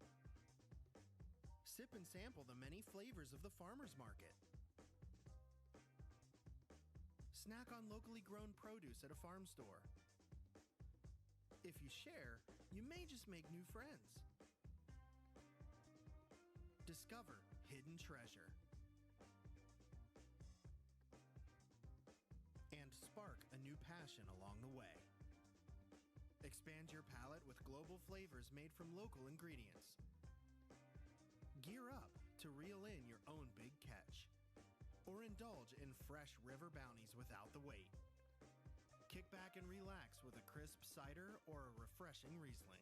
Enjoy great company over a superb glass of wine. And refresh yourself with a chilling slushie.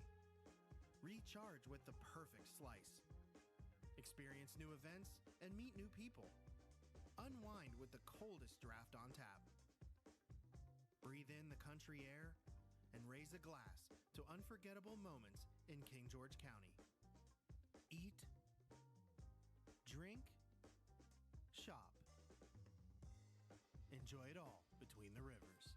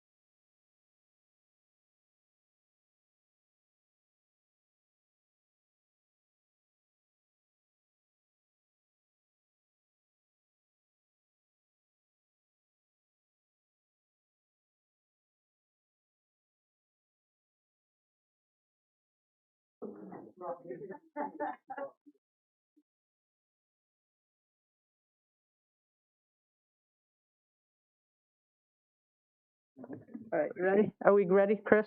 Okay. I move that the King George County Board of Directors return to public meeting. Second? I have a motion probably seconded. Any further discussion?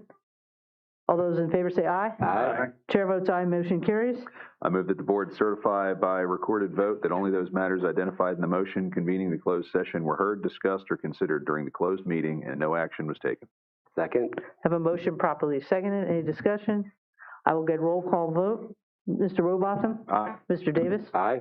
Mr. Sones? Aye. Mr. Metz? Aye. Chair votes aye, motion carries. All right, we are, Say so certified. yeah, we were supposed to say. So certified. Can I have everybody just say so certified again? So certified. So certified. So certified. Chair, so certified. We are back in session. Do I have a motion for adjournment? Make a motion that we adjourn the Board of Directors to Tuesday, August 21st, 2026 at 5:30 in the multipurpose boardroom of the Sheriff's Office located at 10445 Government Center Boulevard, King George, Virginia. Do I have a second? Motion properly seconded. All those in favor say aye. Aye. Chair votes aye, motion carries.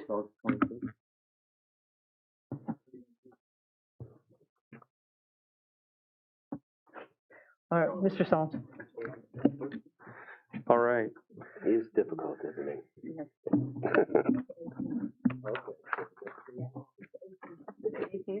All right, we need a new motion there on that, or we'll just, do we need a new motion for that one, Mr. Stewart? Can he amend the current motion? It's the August 18th. Withdraw that or you can offer a motion to amend that motion with the right date. Anybody like to make a motion? We have someone to amend the motion, please? I'd like to make a motion that we amend the previously approved motion and change the date from the 21st to the 18th of August. Second. We have a motion properly seconded. Any further discussion? All those in favor say aye. Aye. Chair votes aye, motion carries. Mr. Sones. Thank you, ma'am. All right, we'll take it back up with a public hearing, item 0708, King George County Code, Chapter 14, Article 8, Meals Tax. The proposed ordinance amendment will repeal Section 14-180 discount of the Meals Tax Ordinance, eliminating the current seller's discount provision, which allows the sellers to retain 3% of the meals tax collected and timely remitted to the county. Draft ordinance will be presented by Ms. Regina Puckett, Commissioner of the Revenue.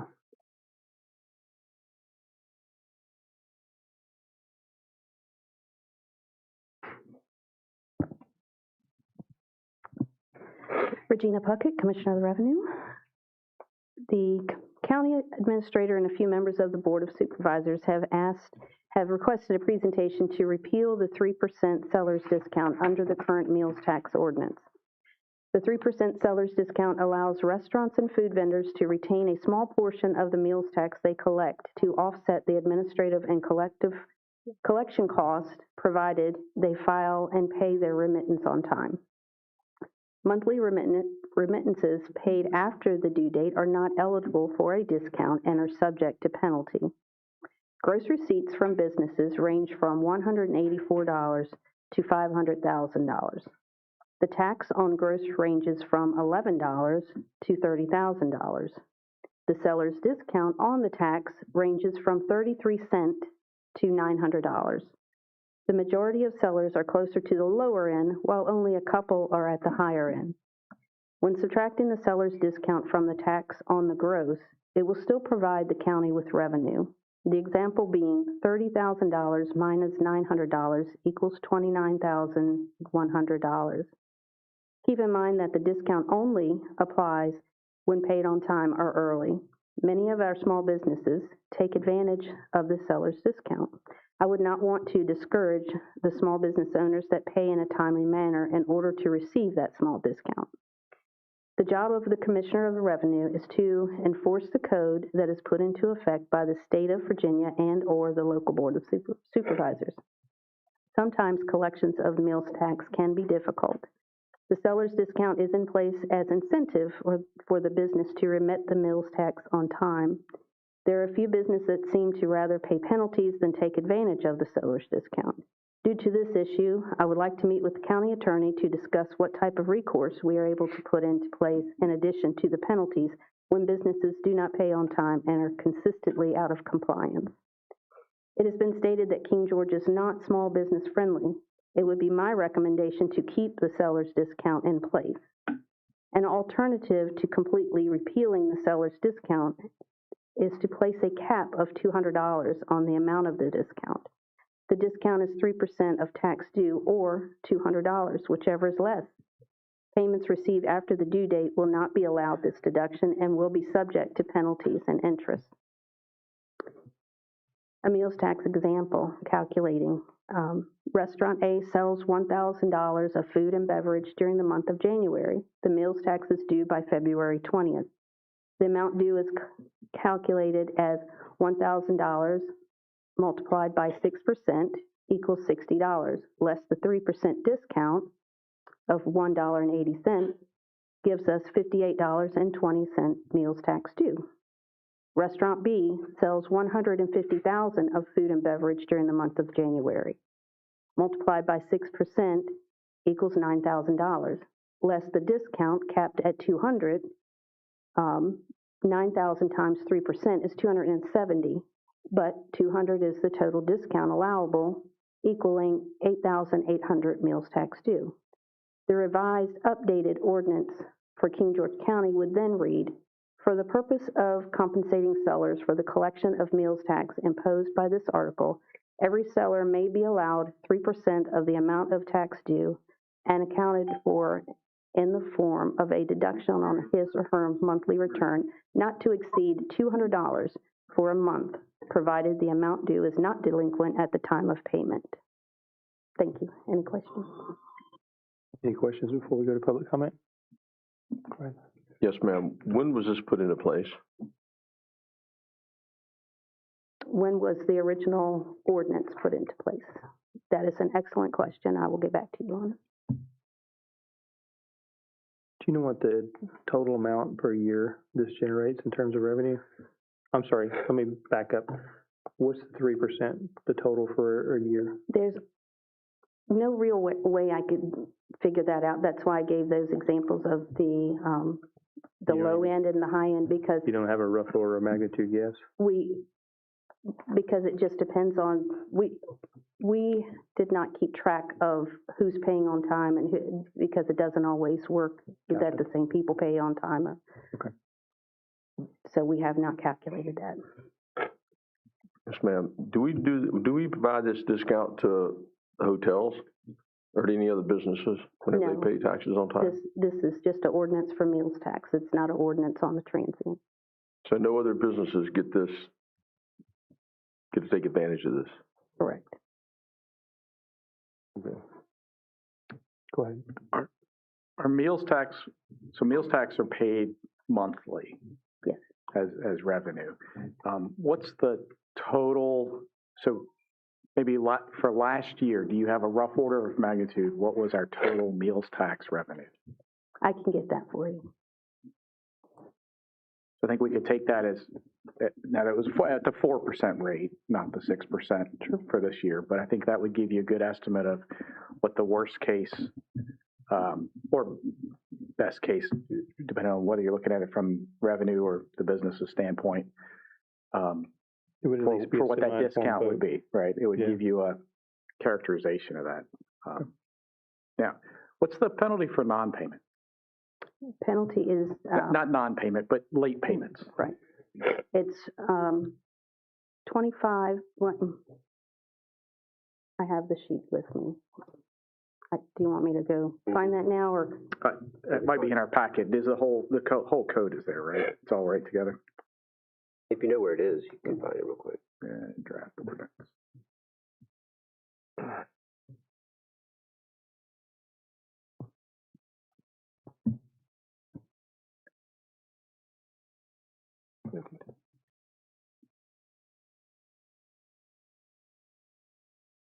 %, not to exceed 25% in aggregate, with a minimum penalty of $2. Okay. Yeah, I see that. Yeah, thank you. That's section 14, tag 183, subparagraph A.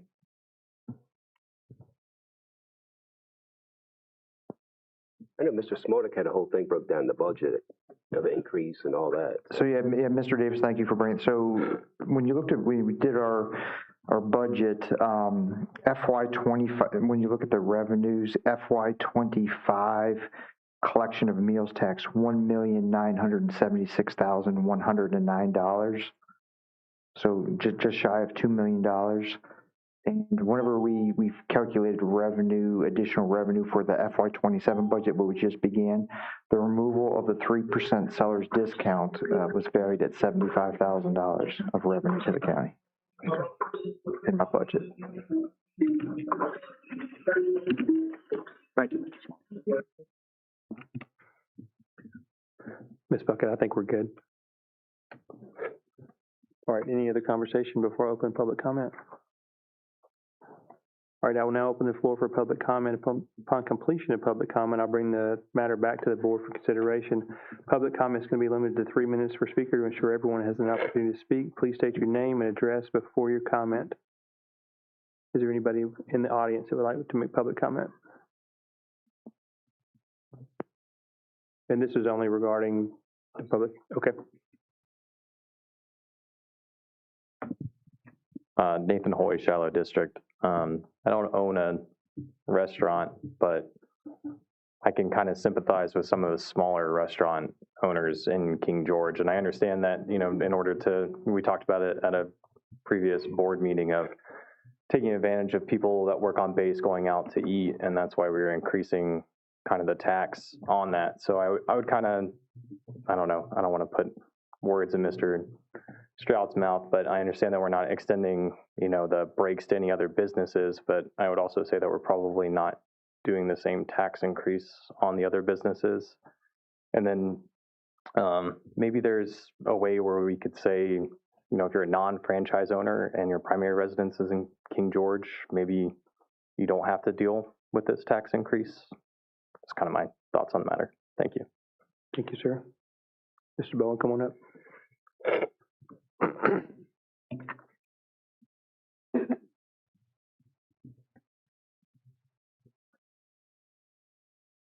Gary Bowen, Nanzatico Lane, King George, Shiloh District. And I promised my wife and everybody that I'd keep my mouth shut when we open Creekside, and I've done my very best to do it.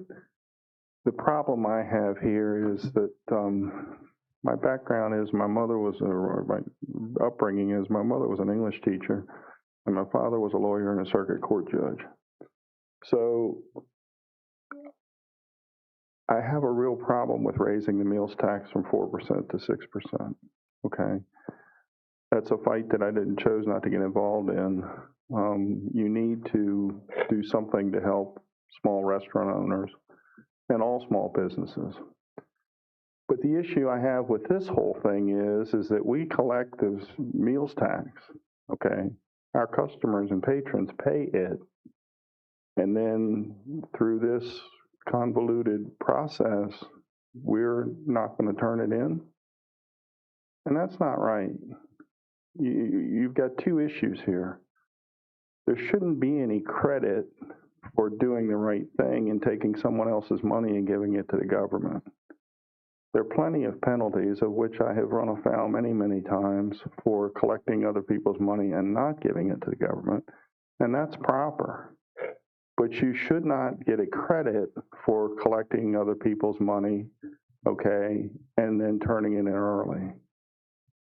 So this thing needs to be repealed, and at the same time, a mechanism with Mr. Stewart's guidance put in place that does make sense and is proper, okay, so that the meals tax can be lowered. If it's $75,000, it's offset here out of $2 million, okay, then maybe take it from 6% to 5.85% or 5.75%. You follow what I'm saying? I have no problem with the numbers, but I have a huge problem with the fact that we are in fact collecting money and at the county and the state's guidance, and then the county and the states are saying to the patrons of Creekside, oh, by the way, if Creekside does a good job, we're going to give your money to them. That's the way I read this. And that's not, like I said, my mom was an English teacher. That doesn't seem proper to me. Now, I'm sure there's another way of looking at it, somebody who created it. That's the way I look at it. So let's get rid of this and then lower the meals tax to offset the $75,000 or do something else. But either way, this needs to go. Thank you. Anyone else? All right, does anybody have correspondence they would like to share, I believe? Yes, this is from a business owner who was here this morning, this evening, and had to leave to serve the dinner rush. So it's, Dear Sir, Madam, I want to express my strong opposition to repealing the seller's discount under the meals tax ordinance. Small businesses, especially locally owned restaurants, are already operating under significant financial pressure due to rising food costs, labor expenses, utilities, and other operating costs. Increasing the meals tax from 4 to 6% has already placed an additional burden on both businesses and customers. Eliminating the seller's discount on top of that would be another unnecessary financial hit to restaurant owners who work hard every day to keep their business open.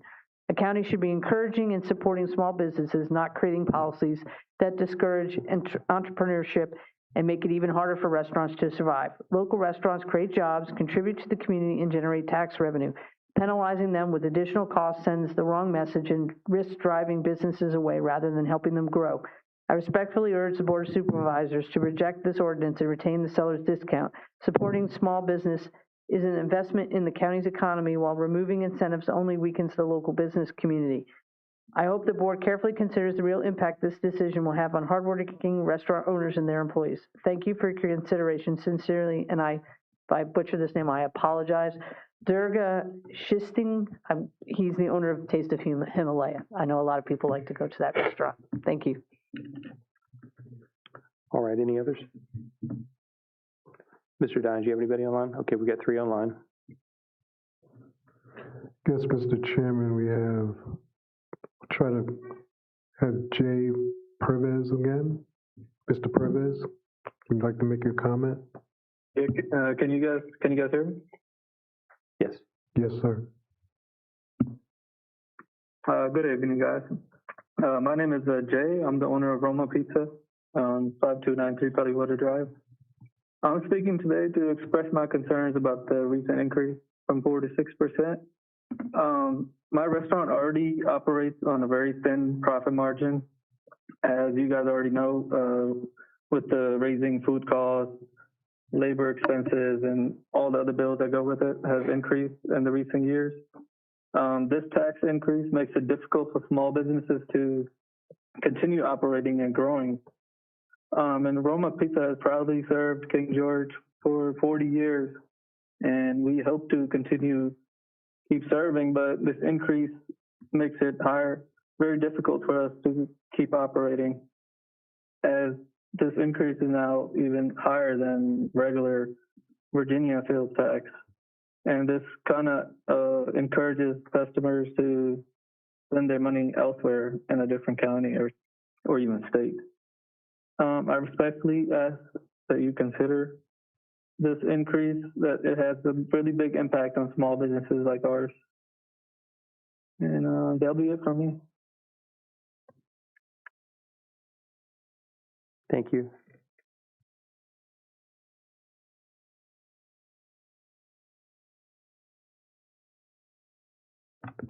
Next up, we have Catherine Romaine. Ms. Romaine, would you like to give your public comment?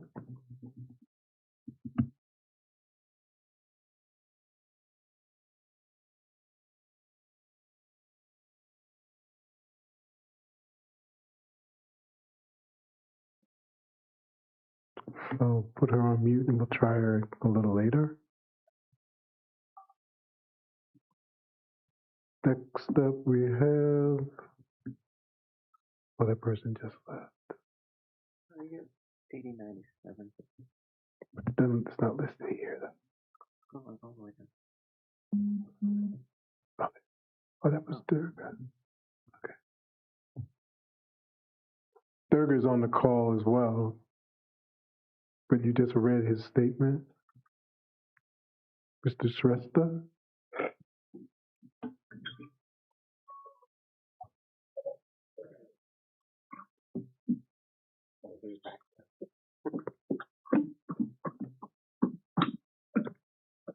Are you there, Mr. Shrestha?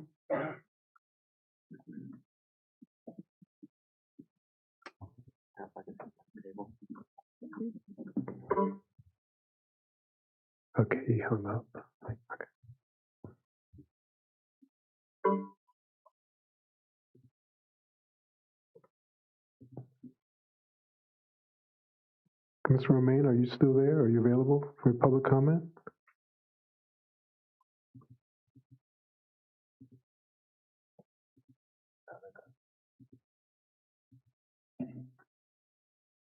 Okay, she just exited. That's all we have, Mr. Chair. All right, thank you. I'll close public comment at this time and bring it back to the board for consideration. Oh, and I'll close public hearing at this time as well. Any thoughts, any discussion? I have a concern to maybe table any decision to the next meeting, especially since we've had people online that have struggled to get on and there was some confusion with the phone number. We've heard tonight from several of us read emails and from the public want to make sure they're informed. So concerned making this decision without the opportunity for some folks that might have tried to dial in. That's just my 2 cents. So you want to wait till the next meeting to vote on it, is all you're saying? Yes. All right. Yeah, sorry. Go for it. I share those concerns. In my conversations this week with a couple of small business owners, you better believe they watch every dollar. We used to do we used to work with businesses and we were applying labels and, a 15 cents label, if you mess 5 of them up, you're out $1, right? And that's a big deal because businesses set up their annual business plans as they roll into their fiscal year. And here we are in the middle of the fiscal year. We just gave them a 2% additional meals tax, which is paid for by the customers.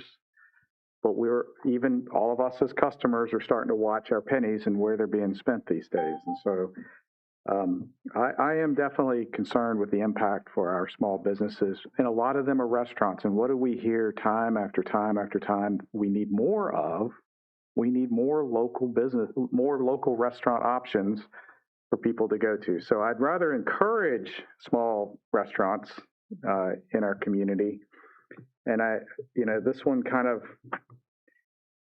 it came out of our budgets because it was a very tough budget year, and it's $75K. It's not chump change. It's not a huge dollar amount either. And given the troubles we've had tonight, I definitely support moving any vote to a future meeting. I guess I would also like to ask Mr. Stewart, would it be legal for us to put a lower bound limit on the discount we have today, which is, shall not exceed more than $200 a month? I've not researched that issue, but I do not see any reason why you can't. The statute allows you to give up to a certain percent, so I would think that you could do that. Okay. I also liked Mr. Bowen's comment. Because, the math of this just isn't right? I know when I sign my bill and there's a tax at the bottom, I think of that entire amount going to the county. I kind of had that same thought as well, like, well, can't we just set the overall rate to, 1.7 instead of 2? But then I think we would have probably had to have considered that back when we voted on the meals tax rate, or we would have to re-vote on that. So definitely need to think about, not what we can do, but what's the right thing to do for the county. So that's my 2 cents. You have thoughts? Yeah, so I have no problem if you want to delay the vote. I think that Mr. Bowen did a very good job of articulating what's wrong with this. I don't have, the 2% increase. We've discussed this before. I support the 2% increase because nobody makes a decision when they go to Fredericksburg to get something to eat. They don't say, oh, you know what? I'm going to stay in King George because I'm going to save $2 on every $100 I spend. $2. Okay? What it costs you to buy a Coke at a gas station. You can't even buy a Monster for that. And this is going to shut the business down. And I just find that very difficult to believe, and it doesn't stop people from going to Fredericksburg to go to dinner. And I also find it, because Mr. Metz is bringing this up, that he wants to save this 2 cents, but he was the one articulating a 2% across the board higher increase on taxes. for everyone.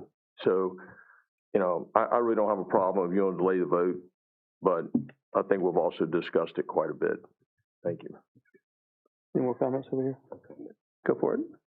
I mean, first and foremost, I hate meals tax. I'll say that. Not just because I own a restaurant in King George, but because I know that it hampers, and some of the things that will come out is, most small businesses fail within the first 3 years and how King George is tough on businesses. But something I think that we should look at this is when a restaurant opens up, especially in the first 3 years, what are we doing to help them be successful? And maybe we could look at it during the first 3 years. We don't charge them a meals tax to get their feet under the ground. I mean, they need the help from their community to get there anyway.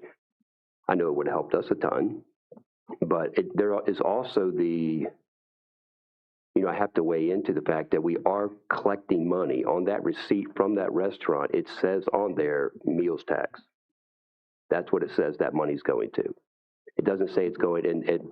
As a restaurant owner, I got no problem keeping the money, because you have to pay people $15 an hour and things like that now. But I think that we can, people see the budget. They see that money has to be generated. The same people, we got to pay teachers and firemen. We got to pay, all these things have to happen. And, the way that this has been presented was, this is most of the people that are eating here are coming here from other places. And the people at Dalgren are going to eat. They're going to go to the Chick-fil-A. They're going to go to Wawa. They're going to eat food here. They're going to eat the restaurants and cafes on the base. So the clientele is there.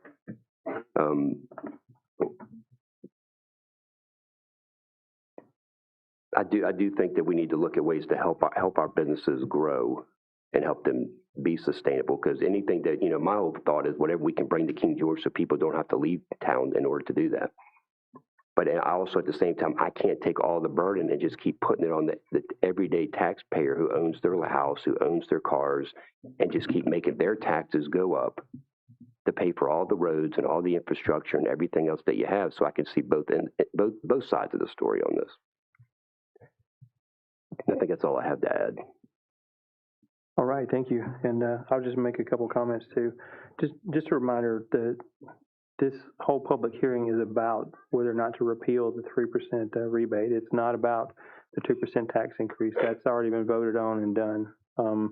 So I appreciate the comments, but that's not what we're voting on. And I agree. I'd like to put it back to the next meeting because I really want to make sure that folks get a chance to talk about this. But I'm okay with keeping it in place for a couple of reasons. We've talked about helping small businesses, and I do think it's a small amount of money, both for the county, sounds like. The 3% isn't that big a change, I don't think, for us, but for some of the small businesses, it may be a huge thing. But also, I got to ask the question, how much money are we wasting chasing after the people that are delinquent? If we take away this incentive to be on time, or if not early, is that going to make even more people be delinquent with it? How much money are we going to waste if we go that route? So I think this is one real small impact, nice thing that we can do for the small businesses in the county, but that's just my opinion. We'll talk about it again, I guess in a couple of weeks. Sir. You want to leave the public hearing open? That is correct. Okay. Thank you, because I did actually close that before, so we will leave that open for the next period. I did. I mentioned it before we started our discussion up here that I was going to close it. So I think I got a little bit out of order. You're right. Okay. All right. So yes, we will reopen the public hearing.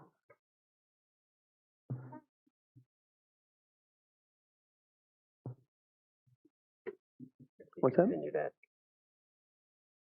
Okay, yeah, we'll reopen the public hearing to be continued on 3 August. There we go. All right, moving on to presentations. Public information update from Miss Amy Southall.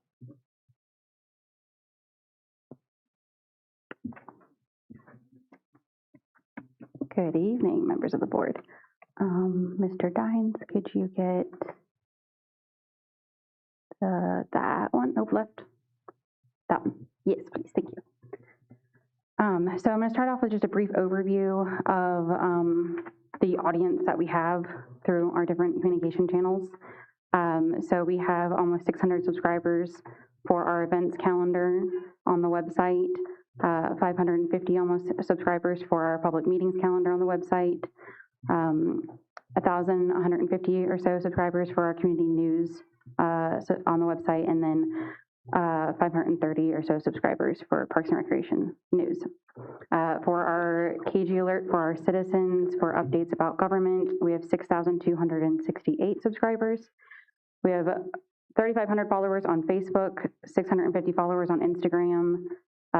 We have 6,376 members on Nextdoor that we have access to send information to, and then our YouTube has 1,555 subscribers, and I pulled all these numbers yesterday, so pretty accurate. So I'd like to start with one thing that we've done. We have placed flyers in little stands at every public facility we could think of. I still have to add to social services and the VCE office tomorrow morning, but all of them will have, and if you scroll down, Mr. Dines, I mean, you can click, but I also just embedded it in the file so it would be easy for people to see.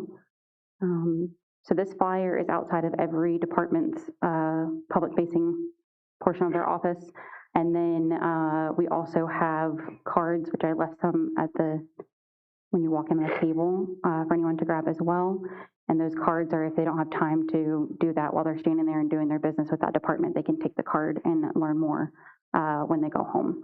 And so that has QR links to everything that we have available, and it also does a little bit of an overview of how local government works and things like that. And then we do already have a organizational chart that shows the connection between all of our different departments and agencies. And that flyer that I have, we need to update that because we've had some public facilities move and things like that. So here it is on the website, and then if you read all through and you might find more about the information about that specific department, if you click that box, it'll take you to their page to learn more about them. But we will also be adding these to all of those public-facing departments as well with the printouts. Just like I said, it needs to be slightly updated because on the back of our printout is a map of all of our public facilities. And like I said, namely the courthouse has moved since I printed those. So that's a brief overview of some physical media that we've updated. And then for the website, our public hearing page, some of this is information that was already on there and some of it is information that we've added. So there is a link to the Fredericksburg Free Press and their notices. I did just find before the meeting started, and I can't get a direct link for it to add it to our page, but if you go to that link for Fredericksburg Free Press, there is a column on the left that allows you to sign up for notices that come from King George County. So any of our public hearing updates. Yes, so on the left right there, if you click Get Alerts, Mr. Dines, and then if you scroll down to Notice Type, you'll put in your information obviously, but Notice Type, you can go down and select Public Notice King George County. And that will send residents notifications for when we do have public hearing notices as well. So that is an added, not only are we saving money using Fredericksburg Free Press, but also that's an added bonus that the public, if they just want to know when we have a public hearing, is they can get a notice directly through Fredericksburg Free Press. So that was something I just found in preparation during the meeting. I can move on to the next part. All agendas are in the Agenda Center. I know that it was one board member's request to go over the new structure of the minutes that Ms. Fish has been working on. If you could go to the it's going to be in 2021 because it just happened for this one. Not 2021, sorry, July 21st. My bad. Can you click today's agenda, Mr. Dines? And then just open the minutes link for today's agenda that the board just approved and find the minutes.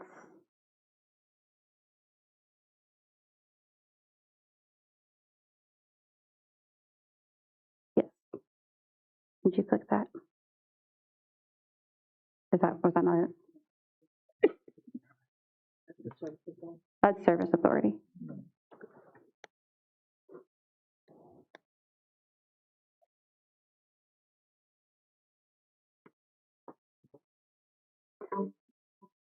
we'll move on. So because the minutes haven't been approved yet, they're not up on that column, but you do see that column every time the minutes get approved, they get added to that meeting. So the minutes for July 7th are the ones that were up for approval tonight, and now that they've been approved, they'll be added to that column tomorrow morning, which is why they're embedded in the agenda, because they were part of the consent. Yes, thank you. So this is a new version of the minutes, and the intention behind this that it will allow residents to get a snapshot without having to sit through the entire board meeting either on YouTube or in person and get a snapshot of what happened. So if you, for example, want to click Pastor Davis's link, that will take you directly to his public comment on YouTube. It's time-stamped. So if you're interested in what public comments are said, it'll take you here. So you can hear that he's talking there. So Mr. Dines, you can close out of that. I just wanted to use that as an example. And those links are now linked throughout the entire minutes. So you will see that as Mr. Chair Davis and then Sheriff Giles. So Ms. Fish worked really hard on getting these all to have timestamps. So each board member's report, that link starts at when they start talking in the meeting. And then additionally, if you scroll down and get to, and it keeps all of the links for the agenda as well in there. So all the items that were a part of that agenda are still linked in there too. So you have context. And then what's great is the action. It's just a brief overview of how they voted. And then you have access to the board report for that action item. You have access to the school board. Yep, all of those things that are in the original agenda, you have context for those. So this is a little bit of a shift from what we were using before. Before it was verbatim, and some of them would be up to, what, 70 pages? If 100 pages. And the only way for you as citizens to really easily be able to find things is just Control F and searching. So now, I mean, this meeting is 4 pages, I believe, instead of close to 100 pages, which it would have been. So this hopefully will be a lot more easy and accessible for citizens if they just want a quick snapshot of what happened in the meeting. So we've made this shift. And then if you can go back, thank you. So that covered that link. The virtual meeting participation, that has just been updated. And then obviously tonight we may have been updating that process as well. So this is linked on every meeting for the Board of Supervisors, but this is also what we have available for the public. So that's what I just added while we were in this meeting, and that information changed and sent out KG Alert and Notify Me notification. Mr. Ryan, if you wouldn't mind going back to the documents. Slight change with these email addresses. These were all groups, so we actually just created a form that you can just fill out automatically, and then when that form is filled out, yeah, so it's going to take you to an email. That slightly got updated while we're before this meeting for the virtual participation. So now instead, it's a form, and if you can't make it, you just fill in your information, what meeting date that you're looking to provide your public comment, and it'll submit and automatically email everybody on the board as well as the clerk, and that'll be put into record. Now what we added that's new is we have a list of all of the public hearings on the public hearing page, and then underneath of those public hearings, you have the agenda that public hearing took place in, and then also as well as the affidavit or advertisement, depending on how we have access to that link.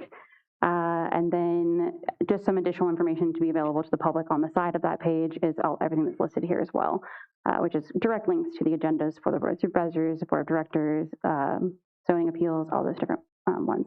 And then a direct link to the meeting calendar and our current projects map, which I will go into detail later. Additionally, it's got direct links to the table for our projects map and all of our ordinances, resolutions, and proclamations, the YouTube page, and then I've also created YouTube playlists where everybody is organized into one area, and we'll go into that as well later, Mr. Dines. Just wanted to show everything that's an overview on the public hearing page, so if people need information, it's all in one place. One other additional thing that we added is when we send out our notices from the website for all of our meetings, we're adding, if there is a public hearing, this is an example for today's meeting. So we're adding public hearing. So Ms. Fish, before she sends it out, she's saying, okay, the agenda is up here, and also there is a public hearing in this meeting. And then when you get that text message or email, that link takes you to what's below that I screenshotted, Mr. Dines, to that part, which is the event specifically for the meeting that is today. And here's where you get the information for the quick links that take you to where you can find your agendas, every agenda for the Board of Supervisors, where you can find the YouTube page, where you can find information about participating virtually. And then additionally, if you go to the right corner of that, Mr. Dines, it's not going to work because it's a screenshot, but like on the website, when the agenda is posted, it gets added. And so the top where it says download agenda, that is a link for each. So every time you get that notice and click that link that you get the notice from, the agenda is already right there. You have the information about where the meeting is, when the meeting is, and how to access and participate either online or in person. So that's that. So all of that was already being done. All we just added is that public hearing is taking place. Another thing is we do have commentary on the search bar. What we did is we added every time you do search something into the website, it automatically will pop up with the advanced search options. So this example is if you can do this at any time in quotes, you can look for an exact phrase. So this example was data center, but this at least has it very plainly in plain language. If you put it in this field, it will look for that exact phrase across the whole site. And so some of the examples as it pulled up some of those documents that are directly below, again, for the screenshot example. So there's that. And then the next one is projects map. So we made some slight changes to the projects map. So just to go brief overview, again, these are just screen grabs to make it quicker and easier to navigate. But in the right column, when you go to the projects map, this is where you'll see the layers. You have the ability to click, and you'll see it at the bottom of the screenshot, Mr. Dines. You can click on and off the little eyeball right there. Yep. So that's on the right side of the screen in the column. And if you click the little eyeball on and off, that's how you view the layer yes and no. So that gives you an overview of if you want to just look at smart scale projects or you want to look at residential development. You can tailor it to your interests. So there's that feature. And then if you'd like to scroll, this is the Project Near Me tool I used where we're at today as an example. So if you click in the left corner of the projects map, you click the little magnifying glass, you can type in your address, it'll pop up. And then if you immediately click the pin, so scroll down, Mr. Dines, step 2. Yep, and then you'll click the pin icon next to it, and it'll take you to this and show you any projects that are happening in your area. So this did a 1 mile radius and showed 2 CIP projects that are happening in this area. And the 2 CIP projects are the building for the service authority, not service, for the sheriff's office, and I believe general properties. So that's something that you can do. So for example, the main advantage of the projects map is, let's say you're driving along and it's 301 and you're going 65 and you see a sign for a public hearing or a project and you don't have time to see exactly what it is and it's unsafe for you to stop. You can go to the projects map, which is linked on the homepage of our website, and go in and be able to see what projects are going on in the area. You'd be able to go, oh, I know I was in this area, and zoom in on the map and figure out where you were. But let's say you maybe don't like using maps. You can also easily access the data table and just read everything that is in the map in this format. So that's also linked in the public hearing page as well as in this document. And then this is what we changed and or added. So this is, if you scroll down a little bit, we just used the most recent public hearing as an example. So this is the project information section. So you select, like we were looking at the project map and selected that we wanted to look at the I don't know how to say the last names and I apologize, rezoning project, and this is where you get the project name, the description, the owner of the property, the project status, which it was approved by the Board of Supervisors after last meeting. You can click the link for the site plan. You'll be able to click at the Planning Commission agenda, and that will take you there. And again, this is a screen grab, so it's just for sake of showing you guys what it looks like. And then the Board of Supervisors agenda. And then you have the county contact for that project, because there's some that are on the project map that might be engineering because it's a CIP project and things like that. So we just want to make sure that you know which department to ask questions about the application and updates. So that's that. And then lastly, another small update is, and I'm still slowly working through this because it maxes out how much I can change at a time, but I'm working through all of the meetings that have been recorded on our YouTube ever and adding like thumbnails, so it's easier visually to see that this was a planning commission meeting, this was a service authority meeting, things like that. So this is being done, and then if you scroll down, Mr. Dines, that's where I also took every meeting and turned them into playlists. So let's say you're only interested in catching up on the last few meetings for the Planning Commission. You would click that playlist and be able to see the last meetings, the most recent meetings for the Planning Commission. And again, this is a slow thing because YouTube only lets me edit like 100 at a time. So I have about 150 left.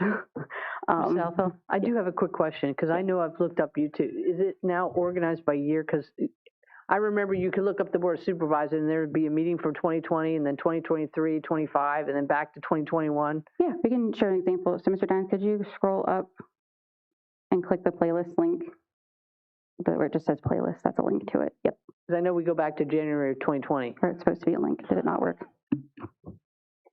It's supposed to be a link. Try it again. If it doesn't work, I know the URL by heart, so it's fine. When it's in the playlist mode, it does it in order. When you're just on like the home page, it uses the algorithm, so it'll give you random ones. Yeah, so that's what I was going to show you, some different ways to kind of navigate. So, I just wanted to ask, I like this stuff. So for example, with the playlist, so if you click it right now, it's going to play immediately, but you can sort over on the right where it says sort by, and it'll do it by date, but also per playlist. At the bottom, it'll say like view full playlist, and that's where you can see all of them in order at one time, which is a little convenient. Sorry, Jeff's going to help us navigate. Yeah, click one of those. Thank you. And that's where you can see everything broken down there as well. And then I do have like a little description for all of them, and it's supposed to make the links automatically work so you can take it to the Agenda Center and things like that. Once I get them all uploaded, I will also be able to override all of them to have links to the website so that in the description of every video, it's universal. Mr. Voigt and Mr. Dines are already changing that moving forward, a standard description on all of them so that they have links back to the website so people can have contacts if they stumble across a meeting. But just because this has been going on since 2020, there's years and years that have not had this like standardization. So that is what it looks like if you go to the playlist. For your point, Ms. Bender, from the home page of the YouTube, there is a way to navigate them a little bit, but it's a little funky. I don't disagree that it's confusing. Appreciate this. This looks wonderful. You know what I mean? I know it was a lot of stuff that hasn't been done in the past, but it takes a little bit to catch up. Yep, trying to standardize. So hopefully this will help a little bit more with some navigation and things like that. And like I said, all these playlists, I've linked the full list on the public hearing page, and you can get to our YouTube in various different ways. The bottom of our website at the footer, it's linked, as well as all of our socials. Another thing that was the first time that we did it today, and it'll probably take forever to load, is the informational slides for the breaks in our meetings. I created kind of like a commercial break. And so if you go back and watch the meeting today, when you guys were in closed session, it was playing. So this is just a PDF version of it, but it's a full linked video about 10 or so minutes long, and it runs through different slides of, hey, this is how you find out about organizational chart, how to look at the agendas, how to do that. And then I broke it up every 7 or so slides. I did a shameless plug of our Visit King George videos. So like our businesses get some love, and some of our like outdoor assets get some love. So it's not just slide. There's a 2-minute little fun video in the middle. There's a lot in this, so it's probably going to take a while to load, so I apologize. But if you go back to today's meeting, you can see that they were running on YouTube, so that was really nice. So now whenever you have a closed session or a break, those will start running, and we can change those out and add those with different things. And then I plan to change those into story format so that we can have highlights on all of our social media that do the same thing. So if people stumble across us, they can go through the highlights, reels, and be able to click quick links to our website and find more information about just the standard where to find information at. And then lastly, I'm slowly working through making video tutorials on how to use the website. The first one went out this week, which is the one, go down, Mr. Jones. Oh. Which is linked with the Notify Me. The other ones are the ones that I plan on making moving forward. Yes, please.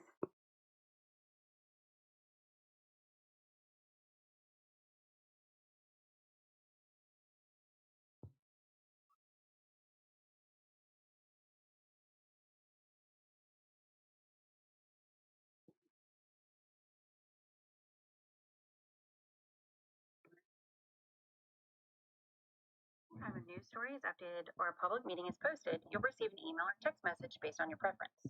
To learn more, click Setup or Modify Notify Me account. Notify Me helps you stay up to date on county initiatives, meetings, projects, programs, and more. There are 4 Notify Me categories. You can receive notifications about KG events and KG public meetings from the calendar. You can also receive notifications for KG Community News and KG Parks and Recreation News under Newsflash. To set up an account, click Notify Me Sign In, then click Sign Up. Here, type your email, name, and create a password. Then click Create Account. Now that you've created an account, you can decide whether or not you want to sign up for text messages. If you do, select the checkbox that says I would like to receive text messages on my mobile phone. Then type in your phone number and click Save. Now select which notifications you'd like to receive. Each category you subscribe to will send you a confirmation message either by email or text message depending on your preference. Make sure to confirm these preferences either by email or text message to ensure that you receive notifications. If you're ever unsure about what notifications are being sent, you can always go to the home page and scroll down to the News and Events section. Items in yellow boxes are the community news notifications. KG events and public meetings are notified through the calendar. You can see these here. Click View All Events to go to the calendar. Here you'll find all events going on across the entire county. We'll dive deeper into the calendar in our next video. Next on Stay Connected with King George County Government, iCal links. Stay connected with King George County Government through Notify Me. Short, so I'll just keep playing. By You don't going turn it off. to kinggeorgecountyva.gov. On the county's homepage. You gotta exit out of it, Dimes. Thank you. Sorry. It's a reel, so it'll just keep playing. I want to hear it again. So the plan is to do like a series of just general things that people can use to access on the website. And so it'll take some time to do this, obviously, but the idea was starting with Notify Me because the advantage of Notify Me is that anything that is on the website, automatically we can say, send it to subscribers. We don't have to create something separately. And in addition to that, it makes sure that there's always somewhere for residents to link back to. So for example, when these are sent out, like the one I showed you with the text message about today's meeting, it links directly to the website. So if we made changes and they got that notification, they'll also be able to click that link and get the updated information from those changes. So it's something that's constantly living. It's not limited to the time that you sent it out. So that's the reason why I wanted to start with Notify Me. And then we'll move on to the iCal links for the next one, because that's how I will go over how we can show the public that they can link our calendar to their personal calendar and be able to easily click that and be able to see when there's a public meeting, and it'll take them to the website. So I think I have that linked for some of you already on your personal calendars for the county for public meetings so that you guys get those updates, but that's something that you can do as well for the public, and you just add it in and you can organize it based off of which calendar you're looking at and things like that. Anything that I missed or any questions? This one's going to be quick. I think this is great. I think this goes back to how do we get the notice out to the public. I think I would suggest that we, work with Parks and Rec, maybe grab their message board or one of our emergency services message board when it's not being used, stick it at Route 3 one day, maybe over on 301 another day, say, go to King George Alert, period, and like stay informed. Because not everybody watches our YouTube channel. We do. Thank you for creating the playlist. We can listen to ourselves every day now. The things you're doing are exactly what we need to get the word out. As we talk about taxes and stuff, really our job here is to help make for a good community. And part of that is supporting our local businesses and connecting people to those businesses. So thank you.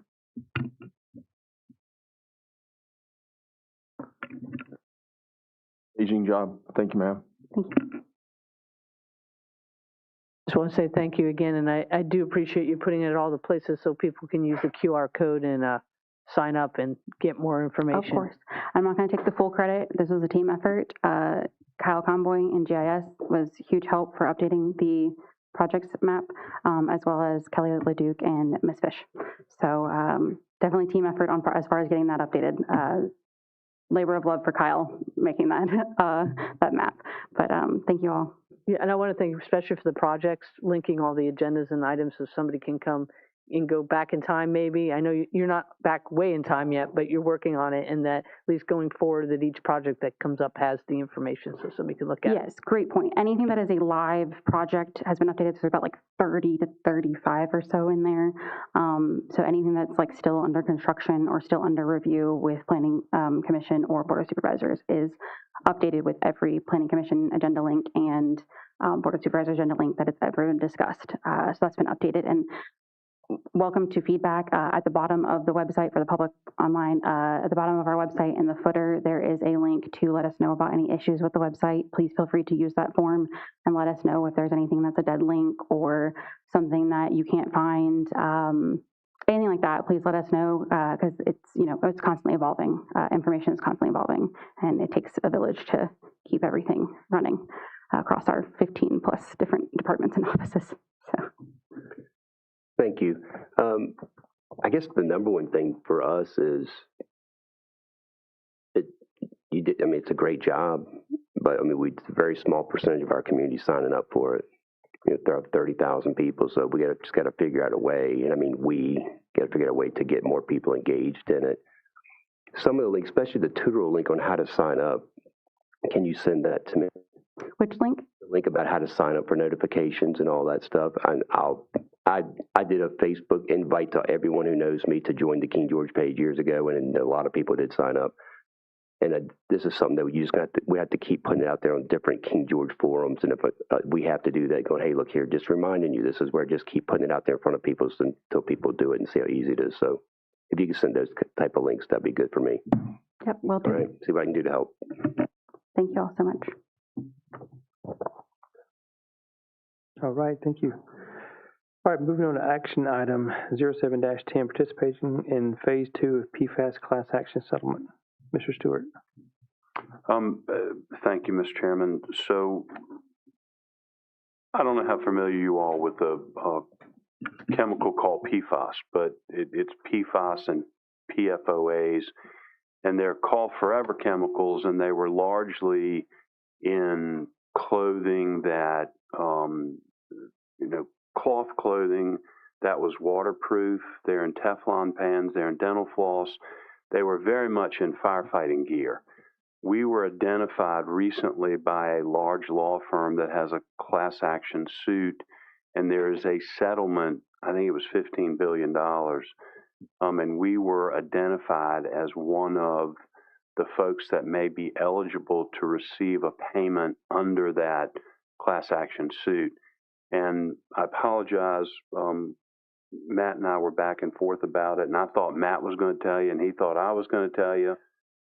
So the upshot of it is, if you all are interested in participating in this, I would ask you to adopt the resolution that should be in your packet. And for some reason, my iPad won't connect to the internet, but I know we did a resolution and sent it to Jackie, and I'm sure she put it in there. What this does is we would join the class action suit with the firm that is currently conducting that suit. There's no cost to the county. However, if there is a recovery, and we don't know what that would be, they get 40% of the recovery and the pro rata share of the upfront cost that they put into this. We tried to negotiate that fee, and they won't budge on that fee. And that's the same thing they're charging all the other localities. It appears that the old courthouse water system, there is evidence that that was contaminated with PFAS, or the forever chemicals, and that's what makes us eligible to participate in this. So I'll answer any questions, or I'll try, that you all have. I apologize, Mrs. Bender and I talked about this the last meeting. We adopted a rule in the General Assembly, and I affectionately called it the T.C. Collins rule, where if something doesn't appear on the agenda and it just comes up at the table, you have to wait. And this is sort of in the same category, although it was on the agenda, but you have the ability to vote on it if it's an emergency or exigent or something like that, and our timeline's running out. So we need to tell this firm if we're going to participate or not. I think tomorrow was the deadline. So, so any questions? I want to know what Mr. Stewart's been doing with all the time. I'm sorry, what? I can't hear. I'm deaf. I said, I just want to know what you've been doing with all your time. Then I'm just finding out. I'm just kidding. You know, it's funny because I've operated under the theory that we need one person in this county that knows everything that's going on. So I told my associate to send it to Matt. Matt thought I was talking to you all about it. Meanwhile, neither of us were talking to you all about it. And finally, I said, we got to get this on the agenda. So we did. Cool. So we can vote tonight? Yes, sir. Because we're at a deadline, yes, to participate. And it is no cost. They take their cut out of whatever recovery they make. Okay. Any other questions? I do have one, just for clarification. Is it, I guess nobody wants that answer. Is this about the service authority or just the courthouse building, the PFAS? They identified the county. They did not identify the service authority. It was the county, is my understanding, as being the eligible recipient based upon this potential contamination. And when I asked that is when I first read it, it kind of was the phraseology that it's used about the courthouse system for the service authority, so I didn't know which one it was. This law firm identified the county as the proper person to participate. Thank you for clarifying. All right. Do we have a motion?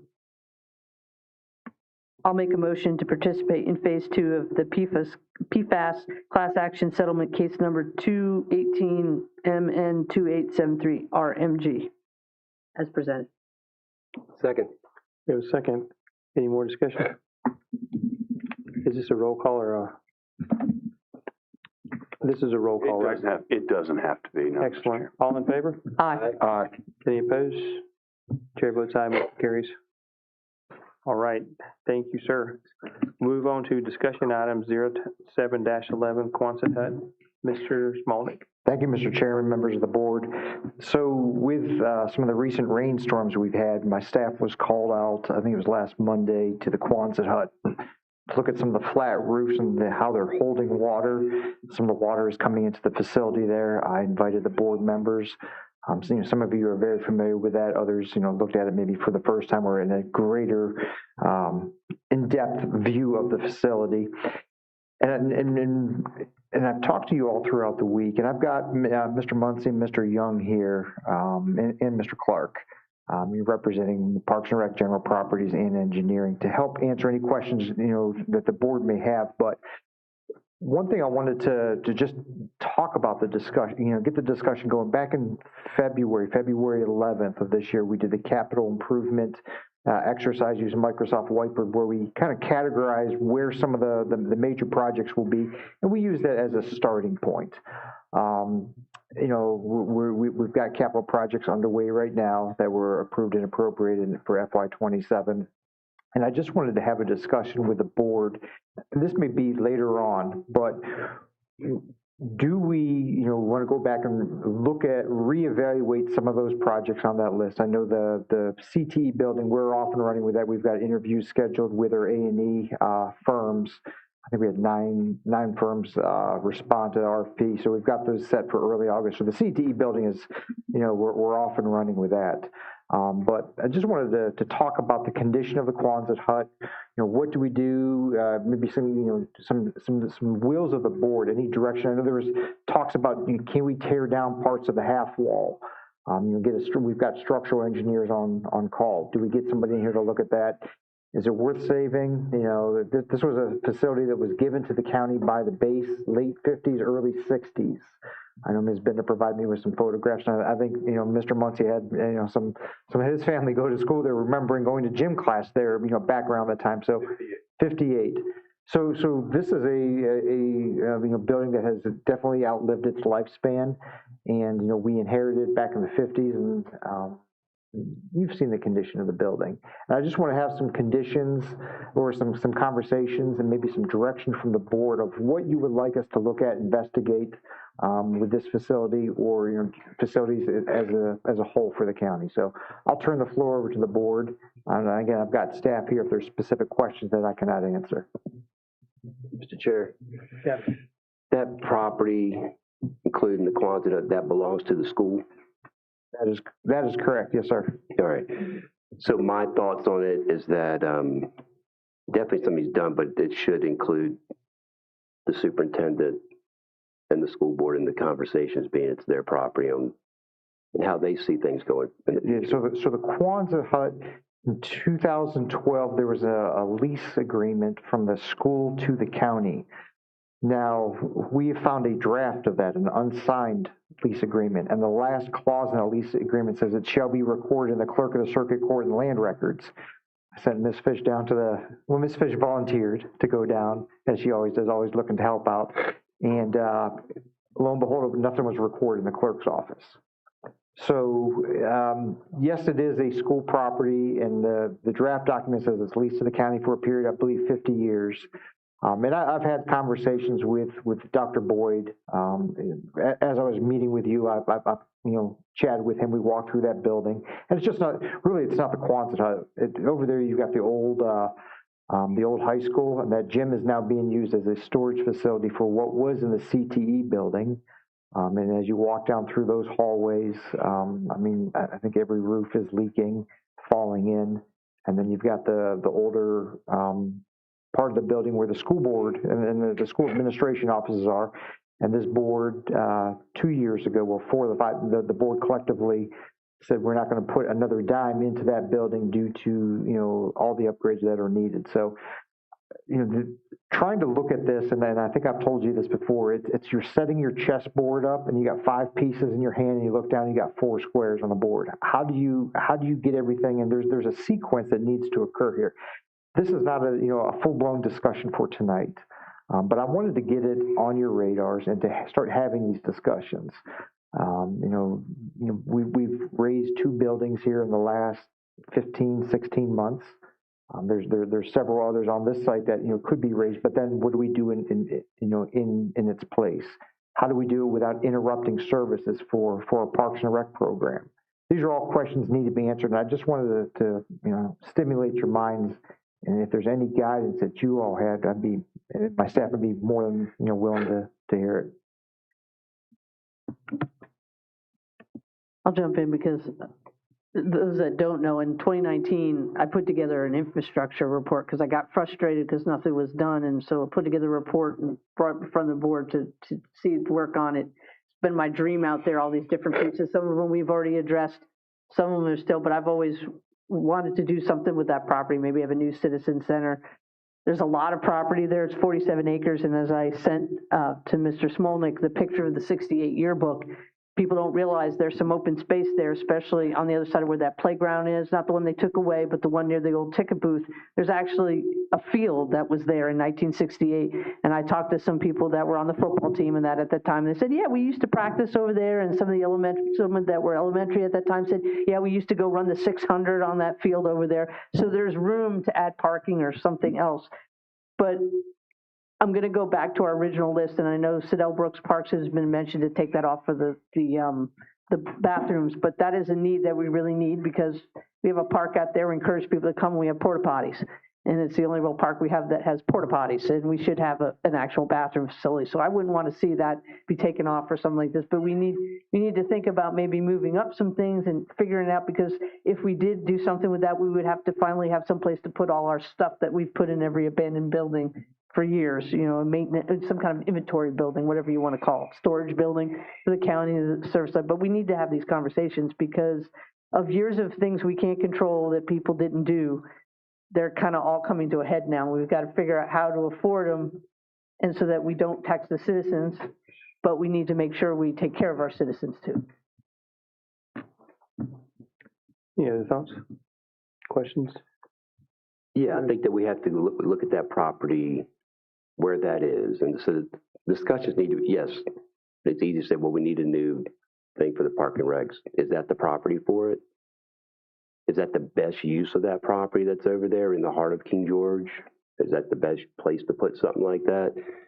And all this is kind of coming into where is the downtown King George going to be created at? What is it? What are we going to create to get people into King George County, not in Sealston, but to get them into King George County where they buy gas, spend money, and all those things, and it's convenient for everybody in a central location. It's just, really, is that going to, what's the best use for that property? If we start digging into this about that building, whether that building has to come down, we have to also look at where the school board would go, right? We have to look at all these other components. They have fiber that's run there just for them. If I'm thinking correctly, so that's going to have to be rerouted. And then, and something me and Ms. Bender talked about, and probably heard before, but when I came on the board, I was talking about a field house.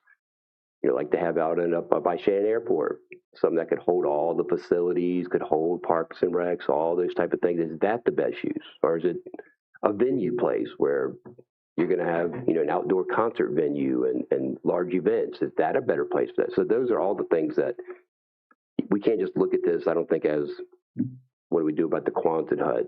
It's everything and what's the best use. And that's one of the things I think the heads of departments, Mr. Clark, things like the school board, we need to come together and paint and get that picture together, what it's going to look like.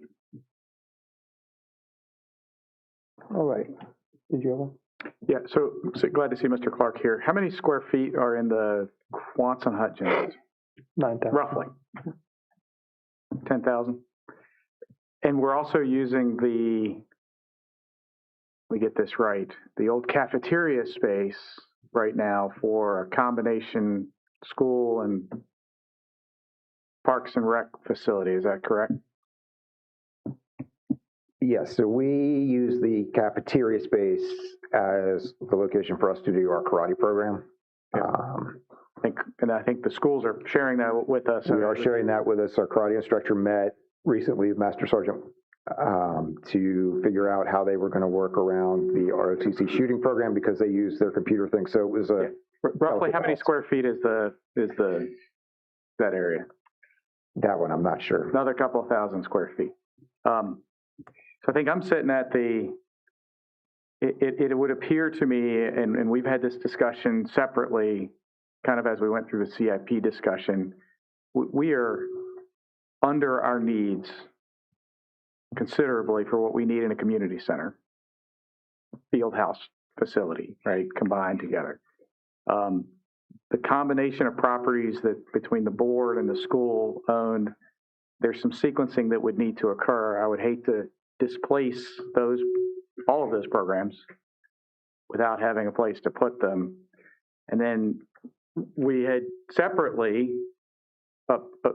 acknowledged through our budget discussions that over the years we've built some reserves that are for one-time use activities, and particularly CIP. So I think that's where my mind goes to this, is a much better facility for Parks and Rec, maybe then revamping the current community center to office spaces, and then reimagining what we're going to do with the pit in that facility, because there is a lot of community heart in that location and the things that we could do there. That's interesting, because as we were walking and touring the buildings, I said, that looks like a ticket building, and so apparently that was the ticket office as you walk past going down to the pit. So, Yeah, and I sent, Mr. Smolnik has the picture from the yearbook, so you can see all the pictures, so if you can send that out to everybody. it is a great facility. It's a great area to reuse. So I think it's chess pieces on a board. I agree with you there. It's just, it's a little bit of, and now we got to put it to the dollars we have either in savings or how we would finance this and what our square footage needs are. And I didn't forget about your storage building. You keep telling me we need a place to put old records. Yeah, we got to make sure that's included in this conversation. All right, thank you. Thank you, Mr. Chairman. All right, we did vote to add something to the end of the agenda tonight. Ms. Fish, I just put it down as 0712. I don't know how we need to record that, but reconsideration of the Dogger Heritage Railroad Heritage Trail. Mr. Stroud, I'll turn it over to you. Thank you, sir. So what I have requested is reconsideration of our vote in support of the reaffirmation for the Dogger Heritage Trail. And again, the last meeting I felt like, kind of ambushed because I was being asked to vote for something that I had no idea what it was. I mean, I know about the Dogger Heritage Trail, but I had not seen the resolution that the previous board had signed. So I have a copy of it here now.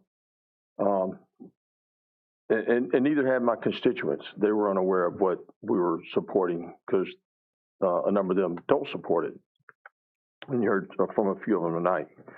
But the original resolution, and I'm just going to read part of it.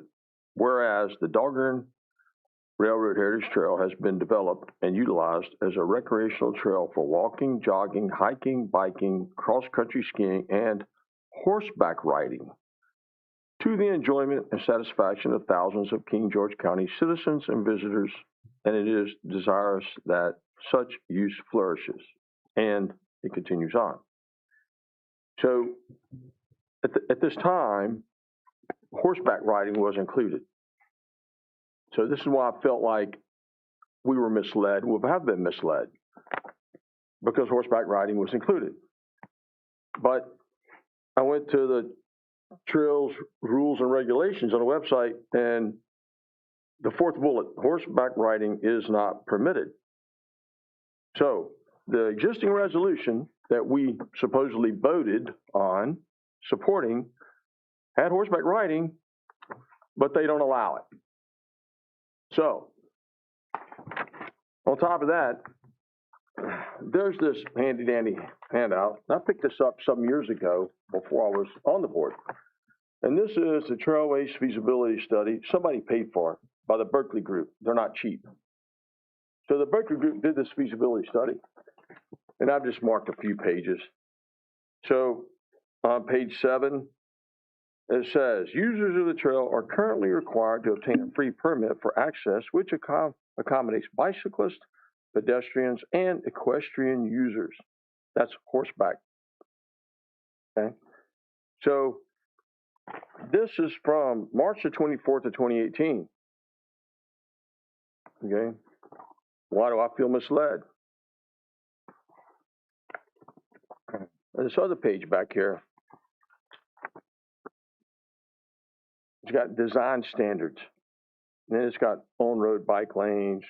But it talks about reconfiguring intersections, pedestrian timed traffic signals, park and ride lots for cyclists.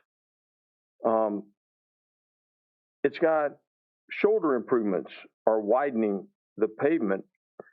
Incorporate a minimal 4 to 6 foot of pavement for bicyclists. These improvements are for high volume and high speed primary roads, including routes 3, 301, 205, 206, and 218. So where does that property come from? These are why people are concerned, okay? Because people that own property adjacent to the trail, and some people property on both sides of the trail, how is it going to impact them?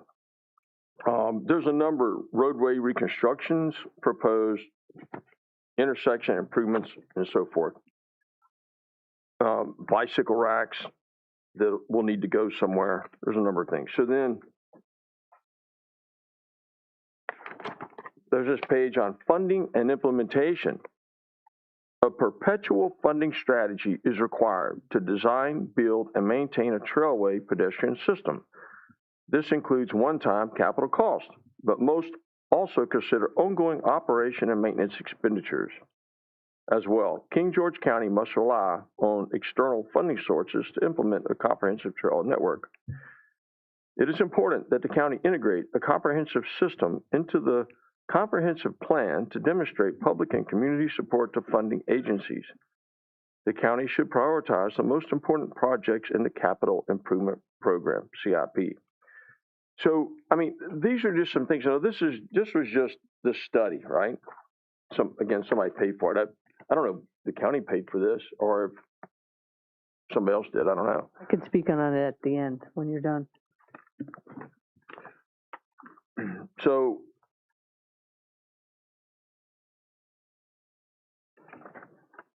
there's a number of concerns that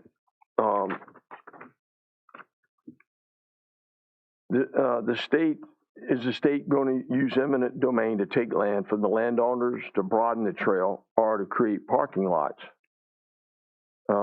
People using the trail at night, you heard that in some of the emails, because there have already been some issues with that. And I'm not saying it's authorized today, but that doesn't keep it from being done. Creating public access to a property owner's property that is normally out of sight so people can use the trail to access that. And I've reported that previously because people use golf carts to access the trail to access their property. Okay, I've had people hunting use the trail to access my property and said, "Oh well, you know, we thought we could do this." You know, carrying weapons are not even supposed to be there. I did have signs up. There were no trespassing signs, but the Friends of the Dog and Trail took my signs down. That's personal, my personal. Increase the security risk.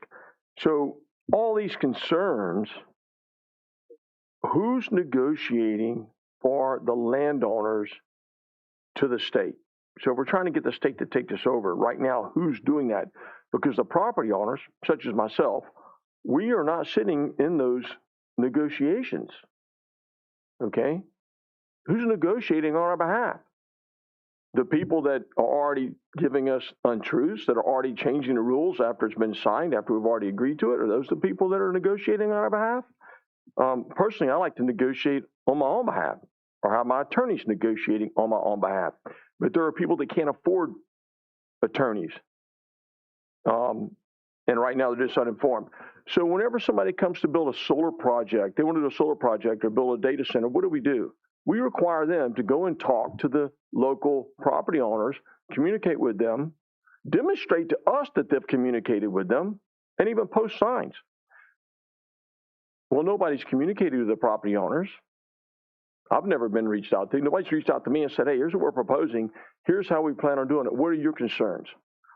This is what we're proposing to the state. Okay?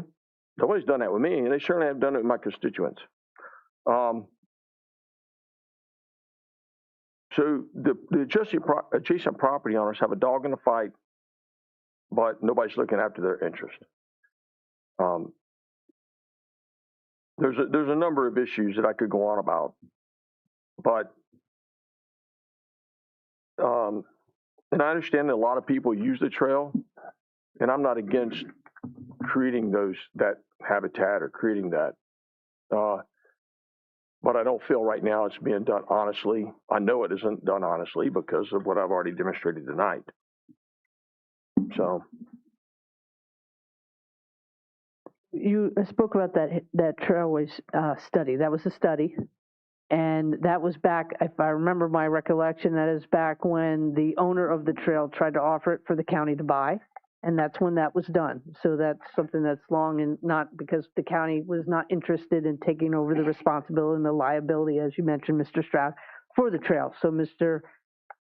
Brinkley, I'm sorry, I got the name, I forget, had approached us in purchasing it, and we didn't purchase. But that trail, that study was done because several organizations, including GWRC, has promoted it as an asset of King George's, and that was all part of this whole study that's been done over the years. And Chris Clark could probably even, because you were here when it was done, talk a little bit more about it. But it was never; those were all things that the county owned it.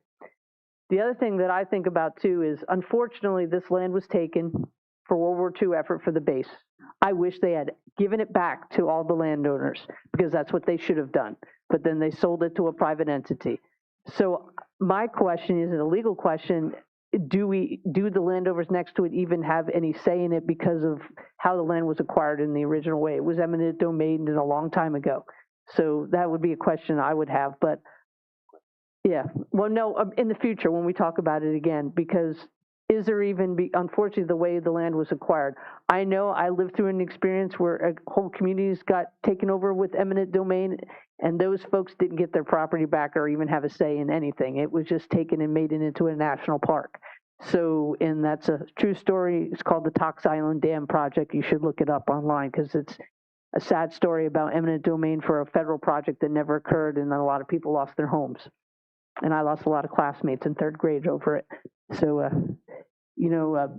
those are my questions I have, and we voted it in the past because it was just, if the state is maintaining it, good for them. It's an asset. It'll be never developed. The state would take stewardship, but, bringing it back to the agenda and having further discussion. I know I reached out to Ms. Schlemm for more information to prove the information that she had spoken about, that there is a process ongoing. There's one document that I think still has to be signed by someone who's on vacation, so that would be at a further date. But I just wanted to put those things out there. Who's Mr. Brickley? He owned it. Originally, it was given, Mr. Stewart, help me on this. Originally, it was sold to a rail company, right? And then the owner, and then it would pass down to several owners? It was taken to support the war effort, to take munitions from Dahlgren, and then it was subsequently sold to private owners. And then through a series of transactions, Mr. Brickley obtained it from Joe Williams, and there's some issues there with easements and other things. I can tell the board unequivocally that the state has no interest in it. There are a number of reasons. I've not taken a position on it because it runs through my property, so I feel like I have a conflict. But DCR has no interest in it. The state has no interest in it. I think what Mrs. Schlemm was talking about was the Trust for Public Land holding it or doing something else with it. At least that was my recollection of what she said that night. But just as a point of order, Mr. Stroud would need to make a motion that essentially goes, having voted on the prevailing side of the issue to support the Dahlgren Trail, I move to reconsider that vote. It needs a second, and then if you all take it up, it's back before you. But this is one of those issues that I call the T.C. Collins rule. When it comes up at the table, it really should be put on the agenda for a future meeting so that the citizens know. They see it on the agenda, and they know what's coming up, and they have the opportunity to inform you all of how they feel. And that law was just passed, correct, and went into effect July 1st? That law was just passed, right? It's July 1st. It's in effect now.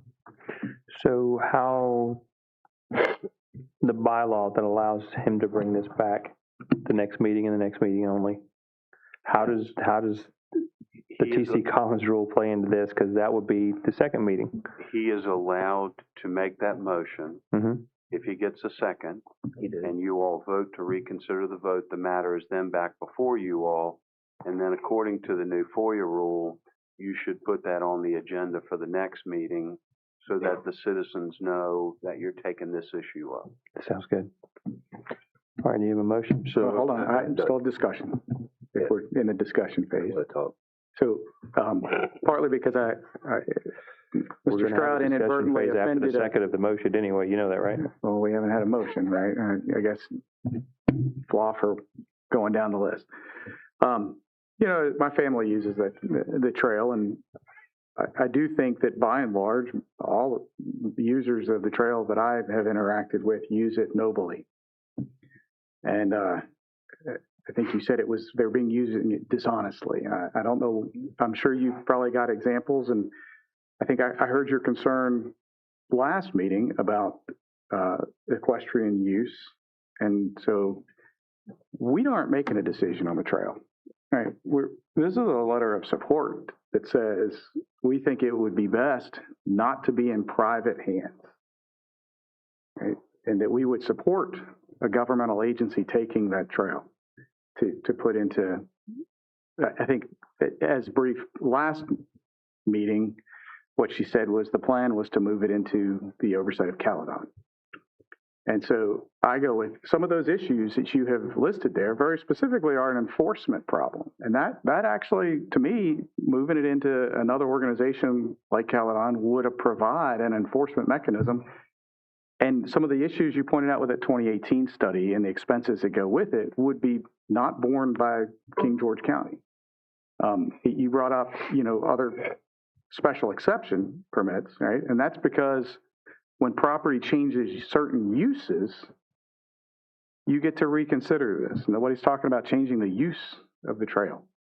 So I guess that was I'm not interested in reconsidering. I think what we voted on was not an action.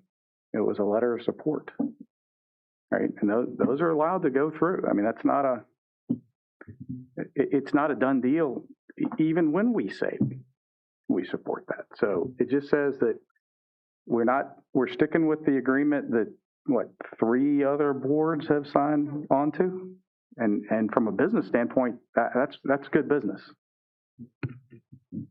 I think his point though is yes, 3 other boards have signed on to it, and you want to stick to that. But his feeling, and I tend to agree with him on this, is the organization that supports the trail has not stuck to that because they originally it indicated that equestrian use would be a thing, but it's not now. I'm in favor. I'm in favor. I'm cool with the state taking this, but I really think this needs to get ironed out before we go forward with it. What are you asking to be ironed out? The agreement is between a private landowner and a governmental agency that's not King George County. Yeah. Right? We're just simply saying we support that transition if that private landowner wants to do so. Right? Nowhere in that agreement does it say what the use. I mean, well, you did read that our intent would be, and I think that intent still stands. We do want equestrian use on that trail. I hope Caledon would continue to support you in that. Mr. Stroud, I think what he's saying is they're not supporting him on that, and that the letter itself, what we supported, the trail itself is not supporting. The other thing that comes up is, I mean, I appreciate the gentleman who bought it, but let's not be confused that this was not just bought to preserve the trail, but it's also bought because he's going to make some money on it. Okay, this would invest. This isn't the first thing he's done like this. So this is an investment for him to make money. I love the Heritage Trail. My family spends a lot of time on it, but I also know that we do not live in a democracy, which means the majority don't get to rule over and just negate everyone who has not voted for him. This is a republic. So there are people who are, it sounds to me, and I've talked to several people that have land that is bumping into that, or the trail runs right through their land, and they have had some issues with difficulty. Mr. Stroud talked about his signs being taken down. There's other cases where they come out there and put like little orange sticks and say, this is the only place you're allowed to cross our trail. So you got churches like the church in Owens that allows the trail just people to walk right through their property. Yet the people who own the trail aren't given the same privilege to the landowners. They're being treated like, yes, make yourself at home, but you can only cross between this little barrier here on your 200 acres. This is the only place we're going to allow you. And it's like, no, we'll cross the trail wherever we want to get to our property if that's what we want to do. So there needs to be with data centers, with solar farms, with everything else we do, we listen to make sure. Ms. Bender's very big about this. We listen to every constituent because, in their own words, every constituent needs to be heard, not just the majority of people. And I'm a majority person who likes the Heritage Trail.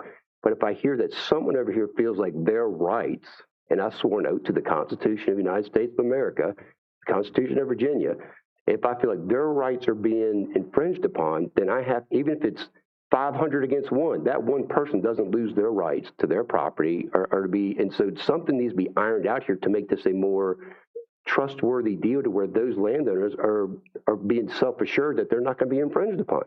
So if that needs to happen, then that needs to happen. Right now, we know that we have Lake Cowdon, which I went out and toured it, loved it, it's beautiful, I'm glad we got it. State can't afford to do nothing with it. Just sitting there. So if the state does take this over, but doesn't want to put any money into it, who's going to take care of it? Who's going to maintain it? The state owns it now, not a public firm, just the state now. And if they don't have the money to go out there and actually do anything with the trail, clean the trail, fix the trail, make sure things are going good on the trail, who's going to do it? But they own it and we're going to do it? So those are the things that kind of need to be ironed out. And I have no problem writing a letter of support, but I want to make sure also that the people, this has been going on for years. So I think sometimes we got to take a fresh perspective on it and really talk to those people. Why are they against the data center? Why are they against the solar farm? Why are they against this? Why? We do that in every other aspect, but in this little aspect right here, we're neglecting some of our citizens that we represent and saying, why are you against this? What can we do to reassure you that if we as a board support this, that you're going to be secure and taken care of? So it may be more than just a little letter of us going, we support this. Maybe we need to see the whole picture.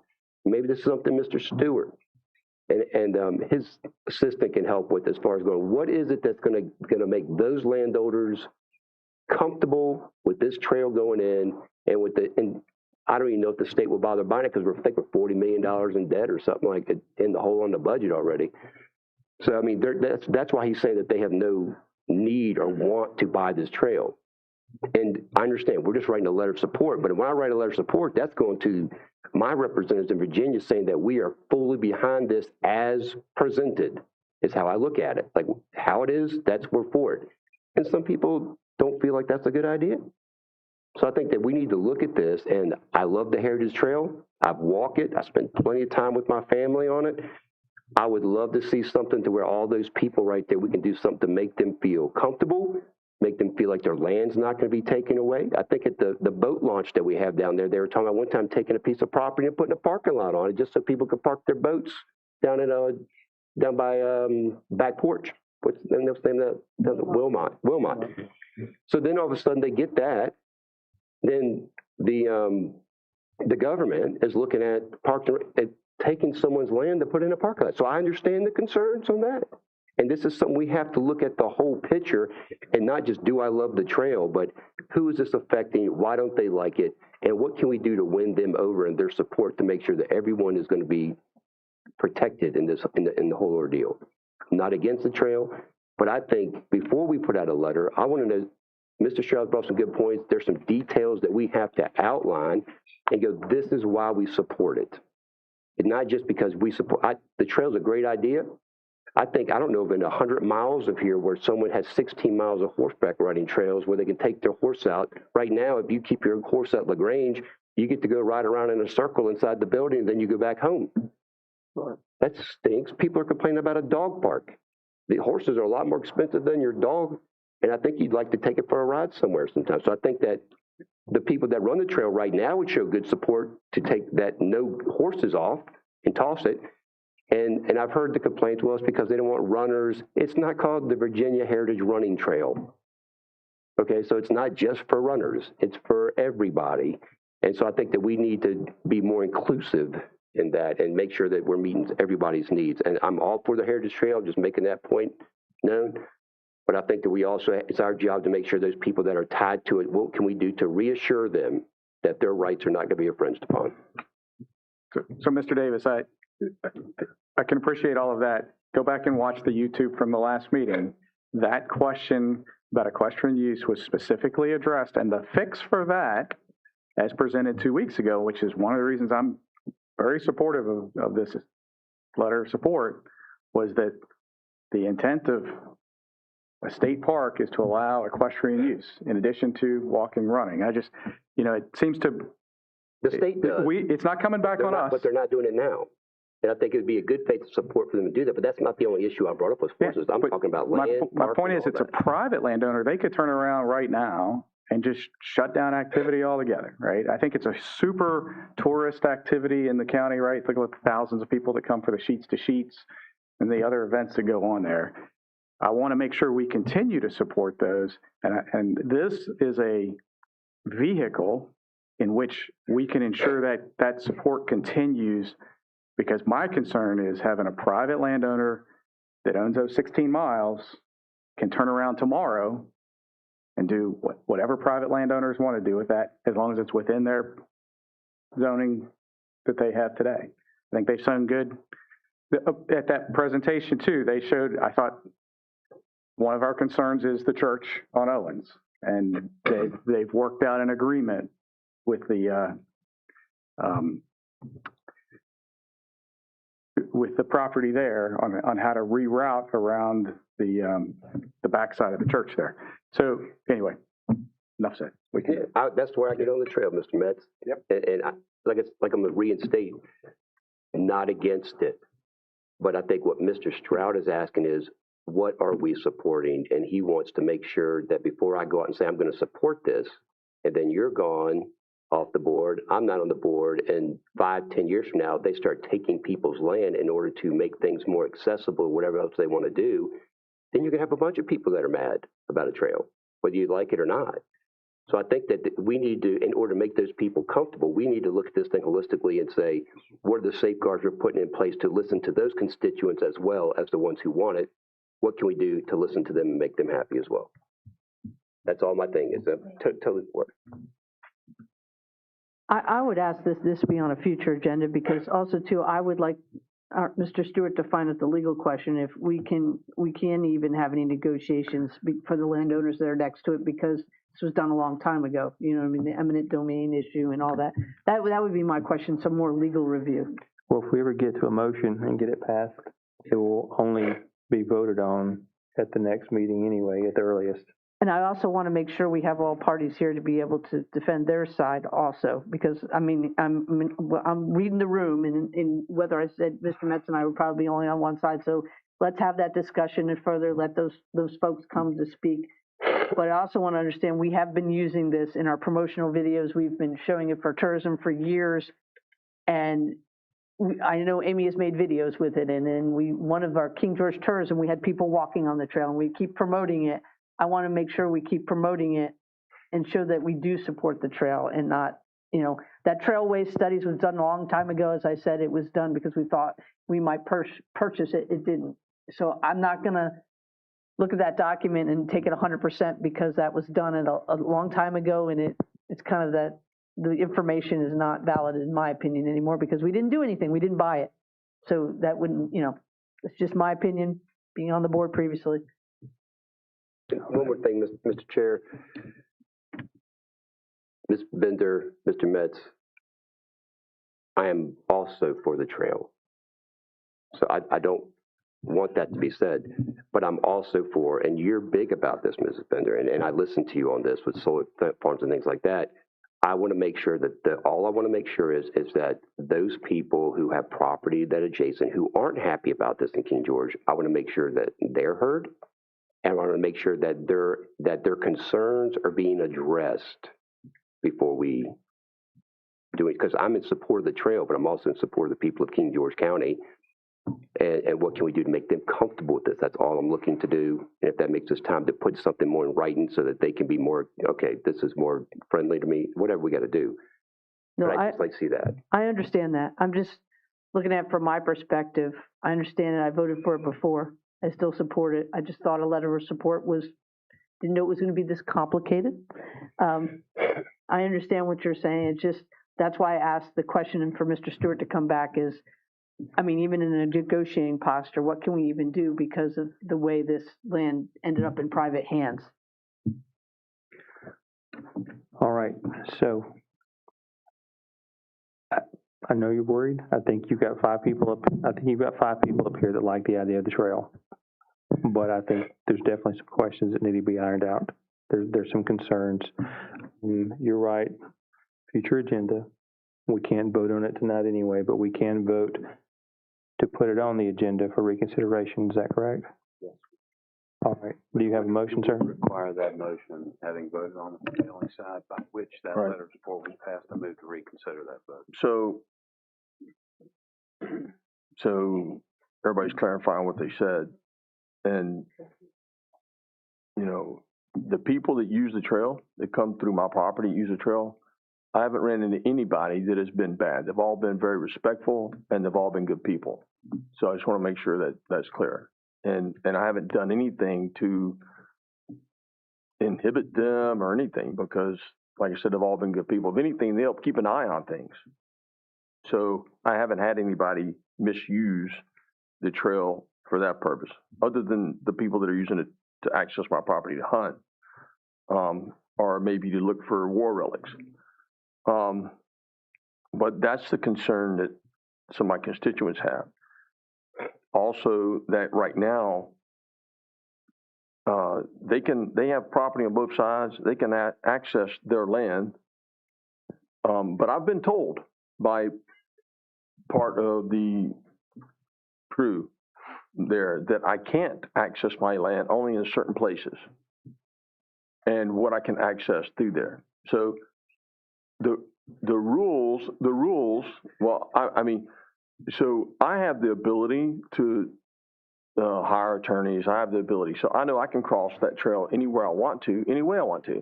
If I want to cross it on a horse or a goat or a four-wheeler, it doesn't matter, okay? I can cross the trail legally. There's nothing prohibits me from that. But everybody doesn't have the resources to deal with that.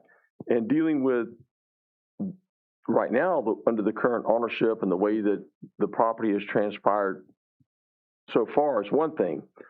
But dealing with the state is a whole nother level, okay? And I really don't want to have to go to court against the state. Whenever I never even had a chance to, you know, this transaction takes place and I have no idea, you know, what is negotiated in there. And that's my constituents. They have farms on both sides, they have property on both sides, and that's the deal. So I make the motion that having voted on the prevailing side in the previous meeting, that we reconsider the vote that matters. Is that sufficient? If Mr. Stroud will let me help just a little bit, I think the motion needs to be having voted on the prevailing side by which the item to send a letter of support for the Dahlgren Heritage Railroad Trail passed. I move to reconsider that vote. So stated. So moved. So moved. Second. Okay, we have a proper second. And for the love. Do we have any other discussion? In further discussion, this has to be on the next agenda. The next agenda. Right, and also too that the interested parties have a chance to come up and speak and not just the 3-minute comment, since we're trying to hear from, like the Dahlgren Heritage Trail, if we're going to put it on the agenda, they have to be allowed to come speak about it so they can answer questions. A representative, but I don't want 15 different people. No, I mean, if you want to make public comment, go for it, but a representative gets to speak. Sort of like in the same thing, we have a developer who comes up and then we're able to ask them questions, because in public comment, there's no give and take, so we can't ask them questions. So I would at least want that. Yeah, I agree completely. Cool. Any other? All right, all in favor? Aye. All opposed? Okay. Chair votes aye, motion carries. We'll see you in 2 weeks. I'm going to have a migraine again that night. Okay. Oddly enough, I have one tonight. We spent more time on that than we did the public hearing. A non-punitive letter of attaboy took more time than a public hearing. So, okay. Let's see, what's up next? County Administrator's Report. Thank you, Mr. Very Chair. brief report. I do have a couple very important items. You know, we're talking about tonight, getting information out to the public. I'm in receipt of an email. So as you know, the old Gibson Solar Farm was denied July 15, 2025. State code requires 1 year before an application is resubmitted to the county. So I'm in a receipt of an email from Mr. Isaac Luthold, Senior Project Manager for Hanwha Renewables LLC. Mr. Luthold was here, I think it was 2 meetings ago, speaking to the board, and he sent this requesting that it just be read and to get the information out to the public. Hanwha Renewables would like to provide courtesy notice that a special exception permit application package has been submitted for the Gibson Solar Project. Hanwha Renewables will go above and beyond the ordinance requirements for a singular open house in conjunction with the application. In order to maximize availability and convenience for the public, there will be 2 open houses. Both will be held at L.E. Smoot Library. The first is in the evening from 6 p.m. to 8 p.m. on Thursday, 6 August 2026. The second over the lunch hour from 11 a.m. to 1 p.m. on Friday, 7 August 2026. So this is, and I talked to Ms. LeDuc. The application did in fact come in, and they were vetting all the property owners. There were several properties with this project. My last communication with Ms. LeDuc was they were vetting to ensure that all the property owners were up on their taxes before officially submitting the application. So did want to let the Board of Supervisors know and the public know that this application has been submitted to the county. It will follow the same format as before, administrative review through our staff and any outside agencies such as VDOT, and then it will require public hearing at the Planning Commission, then public hearings at the Board of Supervisors. Chair, I did have some folks reach out to me because somehow they found on the Freeland Star, maybe they learned the little tool that Amy found about looking at the public hearing, and they saw a notice that was in the Free Press. And so I just want to make sure that the citizens have information about this community meeting. So if they come out and want to talk to the representatives and get questions answered, that we get the word out, because the citizen was very upset that they saw it in the Free Press, but we didn't have anything about it. And then I know in my conversations with Mr. Luthold, they will be launching, if it has not already launched, a project website, which we'll make sure we put out there also. But just to get the information out there. So this is notice that an application has come in. Couple of other items, Mr. Chairman. So comprehensive plan update. Mr. Sullins and I were part of a call today with EPR, the firm who was selected to go ahead and overhaul the planning committee or the comprehensive plan. I want to say Ms. Flatley from the chair of the Planning Commission also attended that meeting with several staff members. EPR will be at the board meeting for an initial presentation. It's your first meeting in August, which we now know is Monday, August 3rd. So just some general information, comprehensive plan, question that was asked today. It's an 18 to 24 month process, very public. It is very important for all those, the citizens to come out to all these public meetings. EPR will talk about how many, when, and, the format those. As far as the Board of Supervisors, we talked about a steering committee. 8 to 12 members, and I like Mr. Sullen's suggestion, and I wanted to put it for you all to consider. And this is just to get you guys thinking before EPR stands at the podium in a little under 2 weeks. So 8 to 12 members. The idea would be 2 representatives from each Board of Supervisor member is appointed to the steering committee, and then 2 members from the Planning Commission.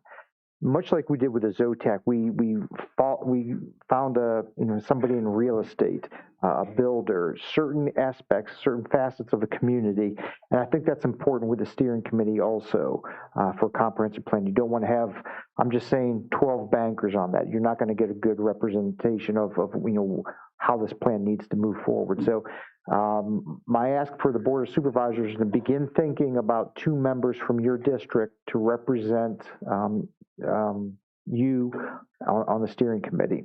And the goal will be to have that roster by the end of September. Yes, sir. I was going to say, when we talked about it, I wanted to bring it before the board, make sure the board is okay with that. That's me making that is correct. Yeah, and that is correct. And we don't need to appoint anybody tonight, but start thinking about it. If you have other suggestions, I'm sure Chairman Sullins would be happy to entertain those. And like I said, this was Mr. Sullins' idea. If you guys want to think about it, talk about it next meeting. Doing the steering committee doesn't preclude any of the public engagement meetings? No, that's what they're for, is to help recruit people and engage the people to encourage more attendance. Facilitate those public exchanges. Yeah. Okay, correct. I do have one other question. So this would be like the steering committee, and then it would still go in front of the Planning Commission. Planning Commission, thank you for that. Planning Commission, then come to us. So there's like many layers that it'll be vetted, correct? Absolutely. The Planning Commission will draft it based on inputs from the steering committee and the community engagement, and then we will take a final vote. This is a drawn-out process. It's not going to be a quick turn. No, and then the last time I came in, and while it was already started, so I understand that, and I did get to participate in a couple of the public comment section. It was interesting because you didn't think about some things that the public thinks about. Understanding it's a drawn-out process, I would like something better than an 18 to 24 month turnaround. That seems kind of crazy. I didn't say that on the phone today, but that seems kind of crazy. Yeah, I've been through several comprehensive plan updates, and that's generally what it takes. If you really want to get the public involved and get all their feedback, I mean, it's, there's some things that you can hurry along a little bit, but I'm afraid you may be cutting corners if we want to hurry it along. And that's just what I've seen in my 20 plus years of local government doing comprehensive plans. Over a 2-year period at a growth rate of 1.4 to 1.6%, the face of the county is going to be completely different by the time this thing gets approved. And we don't know where people are coming in from. We don't know how many people are leaving. We don't know what businesses are going to be here. I mean, we're not starting from scratch. We can talk about it next week or in 2 weeks. I'd like to, Mr. Smoltz, sir, have we made, I know that the Planning Commission, we've made what we would like in ZOTAC and the changes that we're looking to make, right? Honestly, I believe that some of those things either need to be implemented or we need to pinpoint what we're going to do, or else what's going to happen is they're going to create a plan and then we're going to say, oh yeah, all this stuff, and how does that going to affect or change it? Then we're paying for change orders and stuff on something. I'm saying that they ought to be aware of, yes, there's a comprehensive plan, but the guidelines for some of that is going to be some of the work that the ZOTAC board did and the changes that we're looking to make. So are they privy to that information beforehand before building this? I'm not sure if this company is privy to all the information, all the discussions that have been had. And I think this is why it's important for, strong public attendance, all those OTAC members to be at the meetings to say, this is what we did. And we can provide them with all the meeting minutes and the position paper that was drafted. Absolutely, we can get the EPR of that. But, they said today, we don't know your community like you do. So they can sit there and read a piece of paper, but until they hear and talk to the citizens, I think that's going to be the critical component.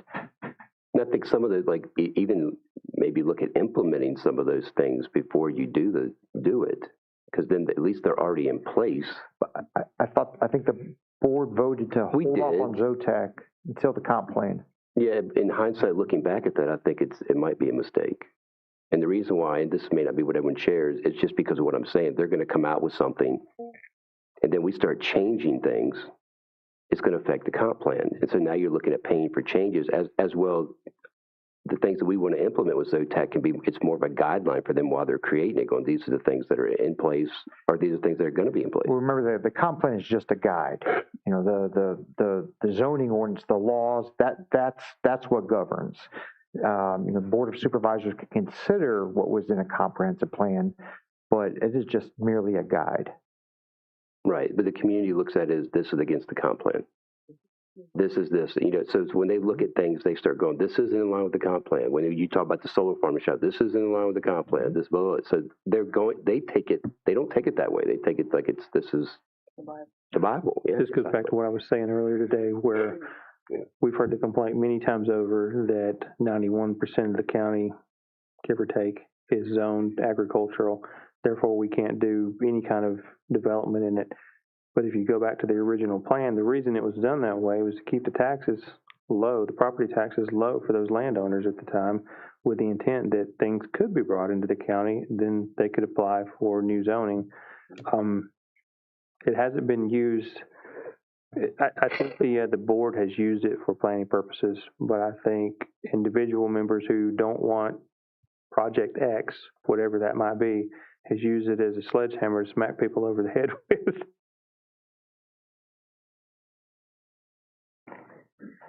But going back to what we said earlier, I agree with Mr. Davis to a point, but I would rather give them the existing comp plan, give them the ZOTAC stuff, at least the pieces and parts that we agree we want to incorporate, because some of the stuff doesn't really apply, and say this is the foundation we would like to start with. Now engage the people and see what the people want. Mr. Chair, go ahead. My 2 cents. I concur with Mr. Davis regarding ZOTAC and moving forward with that, especially with the time that you're talking, 18 to 24 months. But also, I would look at kind of a hybrid, and the hybrid being that the steering committee, I really like the steering committees, the ZOTAC. I like, the equalization board. I think they were all very effective. But we have the steering committee, have them take the current comprehensive plan, review it, take guidance from us, what our concerns are, see how if there's any conflicts or how it can be implemented in with the county staff, right? GIS, the people, planning commission. But take that and take the current existing comprehensive plan and say, okay, these parts are good. These parts are where we may want to change it. Then, we make the edits. We can have our own, community boards with a steering committee, and we can have invite the community in to get their inputs. So, as somebody who participated as a community member in the last time, I think 18 months is very average across several communities I've been in, updating comp plans. I don't want to mislead. This is the public's guidebook to us. It should not be us telling the public what we think they need. So that's why I brought this back to the steering committee. I think is a good idea. I think it helps sort of discuss some of maybe the critical issues that we've had in the last 5, now 6 years since the last comp plan was updated. But the key and the benefit of doing a comp plan update is having some facilitators go collect a significant input from the public. If they do this right, it's 5 of us. What'd you say, 10 to 15 on this, 8 to 12 on this committee, but it's going to be hundreds of public comments, right? And so we're going to really, I'll be honest, I'm kind of expecting the output to be a lot of what's in the existing comp plan, right? So I'm kind of with you. You're always the consultant. First thing they did was probably download the existing comp plan to see, what is it? What county are we going to go bid with? So I want to encourage early and often engagement with these community engagement opportunities. But I'm ready to sit back and listen, because I think that's what the purpose of this drill is about. So we're going to get a brief on this in 2 weeks, including their schedule of all the community engagement at various levels and in various ways. So I'm going to ask that we table our comments for now, because this is literally an agenda item in 2 weeks that we're going to address. This is the warm up for the knockdown. Right after I take my Thank you, Mr. Chairman. So following up from the July 7th meeting with the 2 resolutions that were passed to initiate the abandonment of right-of-way. This was the 909 plan we had in the county administrator was presented to you, I think now 3 meetings ago. So school board passed mirroring resolutions at their special meeting yesterday morning. Ms. Fish sent all 4 of those resolutions onto VDOT. Summaries of both the county and school resolutions for the notice of intent to abandon will be posted on the doors of the courthouse. Notice of intent to abandon will run for the next 30 days in the free press. And then that gets us then even after 30 days, we're still in the middle of this process. And really what these notices state to the public for 30 days and down to the courthouse, if you would like to have a public hearing on it, you need to inform the county administration office, and then it's the information how to notify the county administrator's office is there. And then whether or not we get a request for a public hearing, that will dictate the next step in the flow chart as outlined in state code. So just want to let you know that's where we're at, following up from the July 7th meeting. Received an email this afternoon from Mr. Beal regarding the, what is this? This is the 615 bridge. This is Berry Hill Wharf Road, off of, I guess it's off of Windsor, up where Windsor and 301 meet. So there's a bridge out there over Deep Creek. It's 9/10 of a mile from 218 and 2/10 of a mile. It's a dead end road. Berry Wharf Hill Road is a dead end. So this also went to Sheriff Giles and Emergency Services Department and the School Transportation Department. VDOT's going to revise the load posting on this bridge for weight. The current posting is 37 tons for emergency vehicles. The new posting is going to be 23 tons for single unit vehicles, 39 tons for multi-unit vehicles, and 28 tons for emergency vehicles. There is a process outlined in state code where emergency vehicles can apply for, I think it's called a load determination, giving them access to cross that bridge in the event of an emergency. Now, this is looking at the end of Berry Hill. There's not much down there. There's some ag fields. So this is not a heavily traveled road, but I did want to make the board aware of this. We'll put this out there also for communications to the public of the new weight loads for this particular road. The only other thing, Mr. Stroud did a wonderful job on the EOC meeting. I did just one thing I wanted to add: the tax freeze, the state tax free holiday this year, I think is what they call it, from August 7 through August 9, and that's for school supplies, clothing, footwear, hurricane and emergency preparedness items, Energy Star, and WaterSense products. So as Mr. Stroud said earlier, don't wait till the hurricanes come to think, do we have enough water, at home? Do we have propane for everything?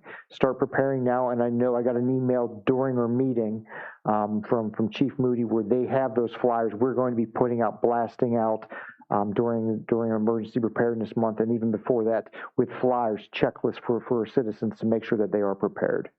So other than that, that's my report, Mr. Chairman. Thank you, sir. And just want to remind you to check into that bus that's been out there for ages. Yes, sir. Thank you. Yeah. All right.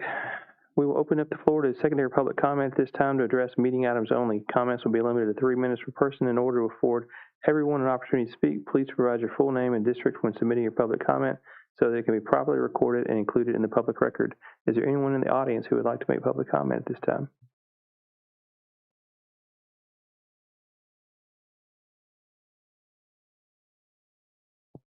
Yes, sir, I will.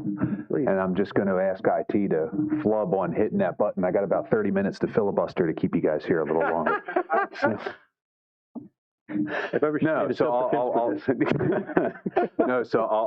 I'll be fast. This won't take long. But in some of the presentations I saw tonight, I just wanted to say a few words. So I'll just say we got some great staff in this county. Things that I saw tonight from Miss Southall and Miss Fish, the whole team in general. 15 years ago when I moved here, the only good thing on the county's website was the GIS. That was the best thing the county had to offer. But with the site we have now, the projects, you can see the board meetings, the meeting minutes, how you guys are sectioning everything in the YouTube videos for people. As a constituent, sorry, I'm James Madison District, I'll add that in there. As that's actually added in there, that's going to make it, I think, phenomenally easier for people to actually review, see things that we talk about here, which has been a challenge. And going through meeting minutes that were 300 pages long when Mr. Collins was still here, that was a challenge. So, so it's very, very, very well off for the county. And just for myself, I just wanted to give Ms. Southall some applause. So thank you. I certainly appreciate it, and I know a number of members of the county will appreciate it. So thank you. That's all I got. And for the record, that was Mr. Lee Robotham. The one, the only. Anyone else? Do we have any correspondence online? Mr. Dine, do you have anybody dial in? Excellent. I will close public comment at this time and entertain a motion to adjourn. Remember, we're on the 3rd, not the 4th. Yes, sir. I'd like to make a motion, we adjourn the Board of Supervisors to Monday, August the 3rd, 2026 at 5:30 p.m. in the multipurpose room of the Sheriff's Office located at 10445 Government Center Boulevard, King George, Virginia. Second. Properly seconded. Any further discussion? All in favor, say aye. Aye. Any opposed? Chair votes aye. Motion carries. We are adjourned.